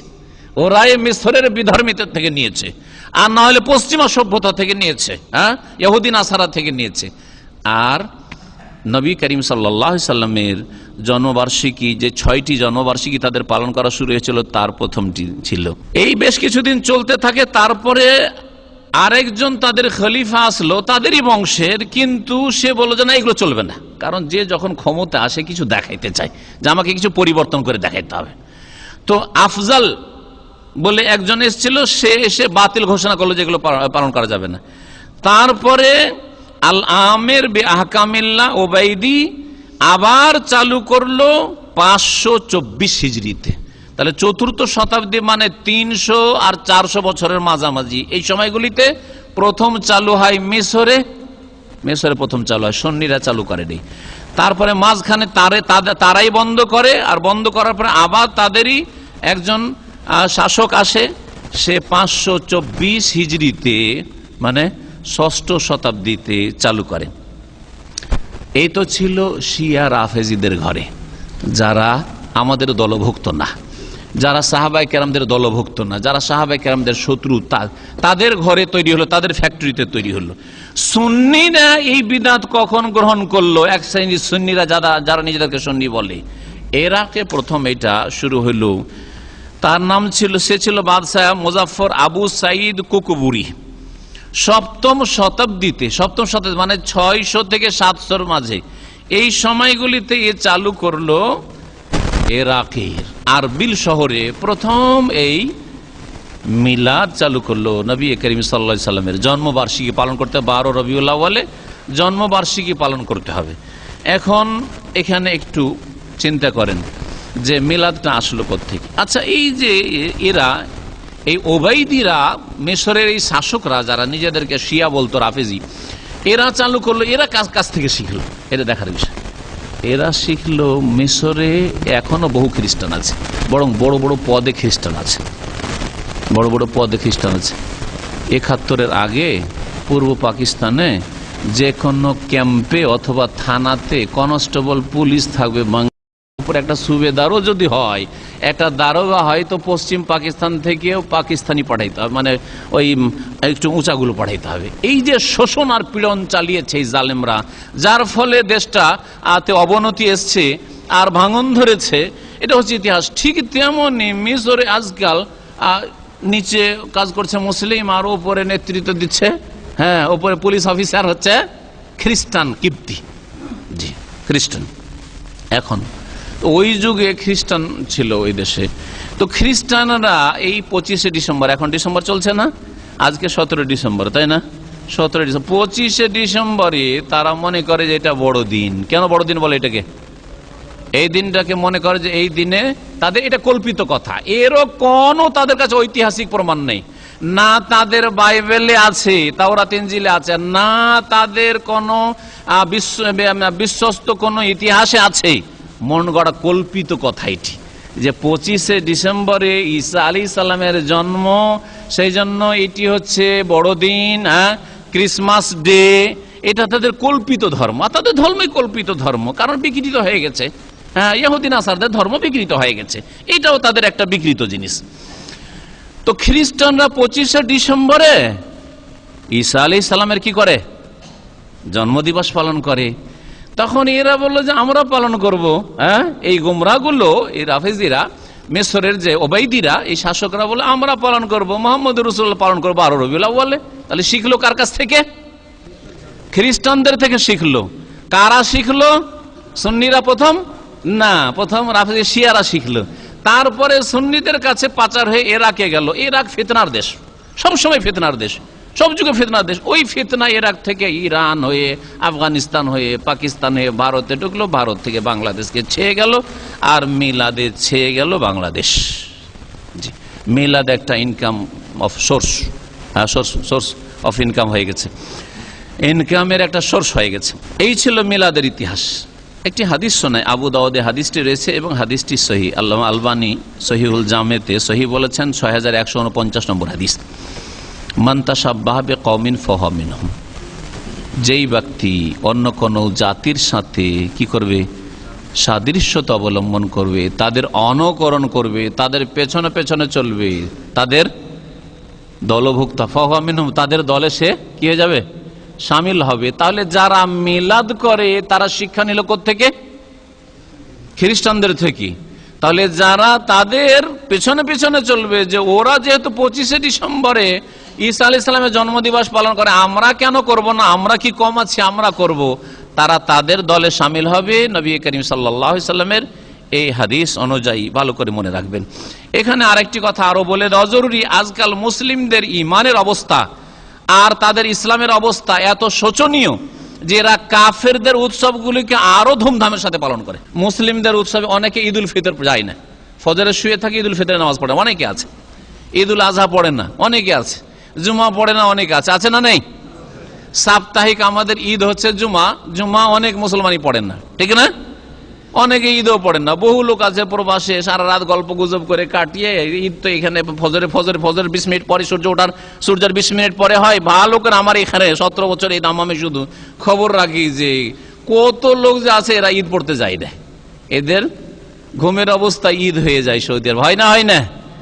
কিন্তু নিউ ইয়ার, নতুন বছর, জানুয়ারি, নিউ ইয়ারের শুভেচ্ছা, নতুন বছরের শুভেচ্ছা। বৈশাখ মাস যখন বাংলা শুরু হইল, হ্যাঁ কি বলে এটাকে, নববর্ষের শুভেচ্ছা। এই যে ইহুদি নাসারারা যা শিখিয়েছে, এগুলো উৎসব একবার ধুমধামের সাথে পালন করে। জানুয়ারি শুরু হইলে ধুমধামের সাথে শুভেচ্ছা, ফেসবুকে শুভেচ্ছা, আর হোয়াটসঅ্যাপের শুভেচ্ছা, আর মেসেজের শুভেচ্ছা, আর তারপরে দেখা সাক্ষাৎ হলে গুড নিউ ইয়ার, বা আরো কিছু যারা বলে শুভ নববর্ষ। ইহুদি নাসারা হিন্দুদের সভ্যতা তাদেরকে ভালো লাগে, তাদের উৎসব ভালো লাগে, কিন্তু তাদের দ্বীনে ইসলাম পালন করা কষ্ট লাগে। কারণ দ্বীন ইসলাম পালন করলে যে জান্নাত চলে যাবে, আর কাফের দুর্গে পালন করলে যে জাহান্নামে যাবে, সেজন্য শয়তান সেগুলিকে সাজিয়ে সাজিয়ে পেশ করে। হ্যাঁ, হুফফাতিন নারু বিশাহাওয়াত, জাহান্নামকে ঘিরে রাখা হয়েছে আমোদ ফুর্তির জিনিস দিয়ে, যেগুলিতে মজা লাগে।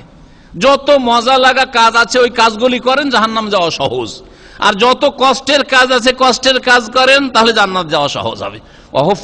হুফফাতিল জান্নাত বিল মাকারিহ, নবী করিম সাল্লাল্লাহু আলাইহি ওয়াসাল্লাম বলেছেন, জান্নাতকে কষ্টদায়ক জিনিসগুলি দিয়ে ঘিরে দেওয়া হয়েছে, আর জাহান্নামকে আমোদ ফুর্তির জিনিস আর মনোরঞ্জন জিনিস দিয়ে ঢেকে দেওয়া হয়েছে, ঘিরে দেওয়া হয়েছে। সুতরাং এগুলো করতে মজা লাগে, এগুলো করতে মজা লাগে। এই কয়েকদিন পরে দেখবেন জন্মে মুসলিম কিন্তু খ্রিস্টান পাশে একই কোম্পানিতে অথবা একই ভিলাতে থাকে বা একই জায়গায় থাকেন, দেখা সাক্ষাৎ আছে, পরিচয় আছে, সেজন্য কি বলবে? হ্যাঁ, ক্রিসমাসে তাদেরকে অভিনন্দন জানাবে, হ্যাঁ, তাদের অনুষ্ঠানে শরিক হবে, তাদের খাওয়া দাওয়া খাবে, তাদের সাথে আমোদ ফুর্তি করবে, আছি তোমাদের সাথে। আউযুবিল্লাহ, মান তাশাব্বাহা বিকওমিন ফাহুয়া মিনহুম। এই দুই বিদআত জমা হয়েছে এই মাসে। এই ডিসেম্বর এক বিদাত হচ্ছে মিলাদুন নবীর বিদাত, নবী সাল্লাল্লাহু আলাইহি ওয়াসাল্লামের তরিকা নয়। হ্যাঁ, ইসলামের শত্রুরা পাচার করেছে। হ্যাঁ, সেই ঘরের শত্রু, যেমন ঘরের শত্রু হচ্ছে যে মিশরের যে শাসকরা করেছে, এরা হচ্ছে ঘরের শত্রু, আর বাইরের শত্রু হচ্ছে খ্রিস্টান। এদের থেকে এই মিলাদুন নবী এসেছে, ওদের কাছ থেকে এই ধ্যান ধারণাটা এসেছে। আর আরেক বিদাত হচ্ছে খ্রিস্টানদের বিদাত, মুসলিমরা পালন করে ক্রিসমাস ডে নিজে পালন করা, অথবা যারা পালন করে আশেপাশে ফিলিপাইনে আছে, অন্যান্য নন মুসলিম আছে, তাদেরকে অভিনন্দন জানানো। এই ক্রিসমাসে হারাম আপনার জন্য, বরং এতে ঈমান ভঙ্গ হয়ে যাওয়ার আশঙ্কা আছে। ঈমান ভঙ্গ হয়ে যাওয়ার আশঙ্কা কেন আছে ভালো করে শুনেন। শেখুল ইসলাম ইবনে তাইমিয়া রাহমাতুল্লাহ আলাইহি বলছেন যে যখন আপনি কারো কুফরি ধর্মের ওপর অভিনন্দন জানালেন, তাকে বললেন যে এটা, তাকে শুভেচ্ছা জানালেন, তাকে একটা ওয়েলকাম করলেন, তার মানে তার এই কাজটিকে আপনি সমর্থন করলেন। কি করলেন? সমর্থন করলেন। আর সেটা হচ্ছে হক না বাতিল? হক না বাতিল? বাতিল। ইসলাম ছাড়া, আল্লাহর ইবাদত ছাড়া, আল্লাহর নাজিলকৃত দ্বীনে ইসলাম ছাড়া সবগুলি হচ্ছে বাতিল, সবগুলি হচ্ছে বাতিল। সুতরাং আপনি যদি তাদেরকে শুভেচ্ছা জানান, তাদেরকে যদি আপনি অভ্যর্থনা জানান, তাদের যদি এইসব অনুষ্ঠানে শরীক হন, তার মানে সমর্থন দিলেন, তার মানে তোমারটাও ঠিক আছে, তোমারটাও ওতেও আমি খুশি প্রকাশ করছি, ওটাও ঠিক, আর আমরা যেটা করছি এটাও ঠিক। কখনো না, এটাও ঠিক আর ওইটাও ঠিক না। আল্লাহ পাকের ইবাদত ঠিক, রসুলের তরিকা ঠিক, আর বাকি সমস্ত তরিকাকে বাতিল ঘোষণা করেছেন রাসূলুল্লাহ সাল্লাল্লাহু আলাইহি ওয়াসাল্লাম। আল্লাহর পক্ষ থেকে দ্বীন ইসলাম যখন এসেছে, তখন বাকিগুলোকে বাতিল ঘোষণা করা হয়েছে। সুতরাং আর কথা লম্বা না করে দুই একটি কথা আর বলি। নবী করিম সাল্লাল্লাহু আলাইহি ওয়াসাল্লাম যখন মদিনা আসলেন, মদিনা আসার পরে দেখলেন যে একটা দিন ছিল যেই দিনে মদিনার লোকেরা একটু খেলাধুলা করতো, ধুমধাম করে খেলাধুলা করতো, আর একটু আনন্দ খুশি করতো। তখন বললেন যে দেখো, আমাদেরকে দুটো ঈদ দেওয়া হয়েছে। একটি হাদিসে রয়েছে ঈদুনা আহলাল ইসলাম ঈদুল ফিতর ওয়া ঈদুল আযহা। হে মুসলিমরা, আহলে ইসলাম, হে মুসলিমরা, আমাদের ঈদ হচ্ছে ঈদুল ফিতর, ঈদুল আযহা। আর একটি হাদিস আনাস রাদিয়াল্লাহু তাআলা আনহু থেকে বর্ণিত রয়েছে, ক্বালা রাসূলুল্লাহ ইন্নাল্লাহা কাদ আবদালাকুম বিহিমা খায়রাম মিনহুমা ইয়াউমাল আযহা ওয়া ইয়াউমাল ফিতরি। তোমরা এই দিনে উৎসব করছো আর খেলাধুলা করছো, এই দিন আর চলবে না। আনসারীরা এটা জাহিলিয়াতের যুগে করেছিলে, এখন আর চলবে না। আল্লাহ পাক তোমাদেরকে এর বদলে দুটো উত্তম দিন দিয়েছেন। ইন্নাল্লাহা কাদ আবদালাকুম বিহিমা খায়রাম মিনহুমা। এই যে দিনগুলি তোমরা পালন করছো, উৎসবগুলি, সেই দিনগুলির চাইতে উত্তম দুটি দিন আল্লাহ দিয়েছেন। সেই দুটো দিন হচ্ছে ইয়াউমুল আযহা, ঈদুল আযহা বকরা ঈদ, আর আরেকটি হচ্ছে ঈদুল ফিতর, হ্যাঁ, ফিতরের দিন, রমজান শেষ হওয়ার পরে পহিলা শাওয়ালের দিন। এই দুটো হচ্ছে বাৎসরিক উৎসবের দিন, আমাদের দুটো ঈদ। আর সাপ্তাহিক ঈদ হচ্ছে জুমার দিনের ঈদ। এছাড়া ইসলামে কোনো ঈদ নেই। যারা মিলাদুন্নবীর উৎসব করলো, মিলাদুন্নবী পালন করলো, বরং নাম দিয়ে দেওয়া হয়েছে ঈদে মিলাদুন্নবী, তারা দিন ইসলামে কি করলো? আর একটা ঈদ বাড়াইলো। আর সে মুখে ফুটে বলুক আর না বলুক, তার অন্তর বলছে, তার অবস্থা বলছে, তার চালচলন বলছে, তার ধর্মকর্ম বলছে যে হে আল্লাহ, তুমি দুটো ঈদ দিয়েছিলে, দুটো ঈদ আমাদের জন্য যথেষ্ট না, না জাতের জন্য। ইয়া রাসূলুল্লাহ, আপনি ঈদুল ফিতর ঈদুল আজহা বলেছেন, আমরা দুটো ঈদ নিয়ে ক্ষান্ত হইতে পারছি না, আমাদের আর একটা ঈদ লাগবে। সেটা আপনি করেননি, আপনার খোলাফারা করেননি, কিন্তু আপনার সাহাবীরা করেননি, কিন্তু আমরা করব। সেটা হচ্ছে ঈদে মিলাদুন নবী। তাহলে যাদের অবস্থা বলে যে ইয়া রাসূলুল্লাহ আপনারটা যথেষ্ট না, আমাদের আরো কিছু করা লাগবে, তাদের হাসর কোথায় হবে? একটু সুস্থ মস্তিষ্কে ঠান্ডা মেজাজে চিন্তা করুন, বোঝার চেষ্টা করুন, আর নিজের সংশোধনের চেষ্টা করুন। আল্লাহ পাক রব্বুল আলামিন আমাদেরকে কোরআন এবং হাদিসের দিকে ফিরে আসার যেন তৌফিক দান করেন। আল্লাহ রব্বুল আলামিন আমাদেরকে যেন নবী করিম সাল্লাল্লাহু আলাইহি ওয়াসাল্লাম তার সাহাবায়ে কেরামের তরিকার দিকে ফিরে আসার তৌফিক দান করেন। আল্লাহ পাক রব্বুল আলামিন সালাফে সালেহিন আবু হানিফা, শাফি, মালিক, আহমদ তাদের তরিকা, 4 ইমামের যুগ শেষ হয়ে গেছে, তার অনেক পরে মিলাদ শুরু হয়েছে, মিলাদ পালন করা শুরু হয়েছে। আবু হানিফাকেও আপনি এখানে ছেড়ে দিবেন, অথচ নিজেকে হানাফির লেভেল লাগাচ্ছেন। শাফিঈকেও ছেড়ে দেবেন, মালিককেও ছেড়ে দেবেন, আহমদকে ছেড়ে দেবেন, তার আগে সাহাবীরাকেও ছেড়ে দেবেন, 4 খলিফাকেও ছেড়ে দেবেন, রাসূলুল্লাহ তরিকাও ছেড়ে দেবেন, আর তারপরেও জান্নাতের আশা করছেন।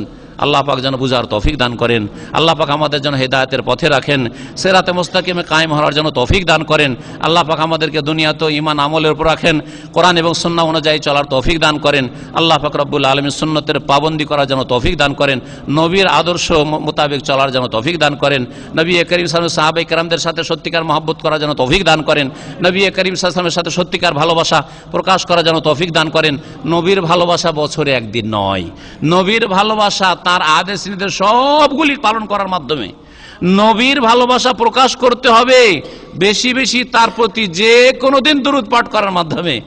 আপনি শুধু 12 রবিউল আউয়াল আপনি দুরূদ পাঠ করবেন, ওয়াজ মাহফিলে, মিলাদ মাহফিলে শুধু দুরূদ পাঠ করবেন, আর বলবেন যে নবীকে ভালোবাসি, এটা সাহাবায়ে কেরামের তরিকা নয়। সাহাবায়ে কেরামের তরিকা মসজিদে ঢুকলে বিসমিল্লাহ ওয়াসসালাতু ওয়াসসালামু আলা রাসূলিল্লাহ। হ্যাঁ, সাহাবায়ে কেরামের তরিকা হচ্ছে যে আজানের পরে, আজান হইলে আজানের জবাব দেওয়ার পরে কি করা? দুরূদ পড়তেন না পড়তেন না? কয়টা লোক পড়ছেন? যারা এই মিলাদের বিদআত করেন তারা আজানের জবাবও দেন না, আজানের পরে দুরূদ শরীফ পড়েন না, ঠিক কি না বলেন? হ্যাঁ, নবী সাল্লাল্লাহু আলাইহি ওয়াসাল্লামের তরিকা হচ্ছে জুমার দিনে বেশি বেশি দুরূদ পাঠ করা। জুমার দিনে কখনো তো এই দুরূদ বেশি বেশি দুরূদ পাঠ করা নসিব হইল না। হ্যাঁ, মসজিদ থেকে বের হওয়ার সময়, মসজিদে ঢোকার সময় দুরূদ পাঠ করা নসিব হইল না, সুন্নত করা নসিব হয় না। আগেই আমি বলেছি যারা বিদআত করবে তাদের আল্লাহর একটা মার পড়বে, সেই মারটা হচ্ছে সুন্নতকে আল্লাহ পাক কেড়ে নেবেন। যেমন এর মধ্যে যে পানি ঢুকাবে সে আসল পানিটা মাইনাস হয়ে যাবে, ঠিক ওই রকমই তাদের অবস্থা হয়েছে। আল্লাহ পাক রব্বুল আমাদেরকে সংশোধন করে ফিরে আসার জন্য তৌফিক দান করেন। আল্লাহ পাক রব্বুল আমাদেরকে জান্নাতুল ফিরদৌস যেন নসিব করেন। আল্লাহ পাক আমাদেরকে 5 ওয়াক্ত নামাজ আদায় করার জন্য তৌফিক দান করেন। নবী করিম সাল্লাল্লাহু আলাইহি ওয়াসাল্লাম মেরাজ থেকে আমাদের জন্য যে তোহফা নিয়ে এসেছেন, গিফট নিয়ে এসেছেন 5 ওয়াক্ত নামাজের, আল্লাহ পাক যেন ফজরের নামাজ সহ জামাত সহকারে 5 ওয়াক্ত নামাজ পড়ার তৌফিক দান করেন। আল্লাহ পাক রব্বুল আলামিন ওই সব ভাইয়ের জন্য দোয়া করছে আল্লাহ পাকের কাছে যেসব ভাইরা 5 ওয়াক্ত নামাজ পড়েন জামাত সহকারে, তাদেরকে যেন তাহাজ্জুদ গুজার হওয়ার তৌফিক দান করেন। হালাল রিজিক আমাদের সকলে যেন বরকত দান করেন, হারাম রিজিক থেকে বেঁচে থাকার আল্লাহ পাক যেন তৌফিক দান করেন। যেসব ভাইরা সৌদি আরবে চলে এসেছেন তাদেরকে আল্লাহ পাক এখান থেকে হজ এবং ওরা বেশি বেশি করার যেন তৌফিক দান করেন, এবং এখান থেকে আল্লাহ পাক নেক আমল নিয়ে যাওয়ার তৌফিক দান করেন। এখান থেকে দিনের সঠিক জ্ঞান রাসূলের দেশ থেকে নিয়ে যাওয়ার আল্লাহ পাক যেন তৌফিক দান করেন। আল্লাহ পাকের কাছে আবার দোয়া করি আল্লাহ পাক আমাদের সকলকে এইভাবে জান্নাতুল ফিরদৌসে বসার যেন তৌফিক দান করেন, বসার সুযোগ যেন দান করেন। আল্লাহ পাক আমাদেরকে যেন জান্নাত নসিব করেন, নবীর শাফাআত দান করেন, নবী করিম সাল্লাল্লাহু আলাইহি ওয়াসাল্লামের যেন হাউজে কাউসার থেকে পানি দান করেন। সুবহান রাব্বিকা রাব্বিল ইজ্জাতি আম্মা ইয়াসিফুন ওয়া সালামুন আলাল মুরসালিন ওয়াল হামদুলিল্লাহি রাব্বিল আলামিন।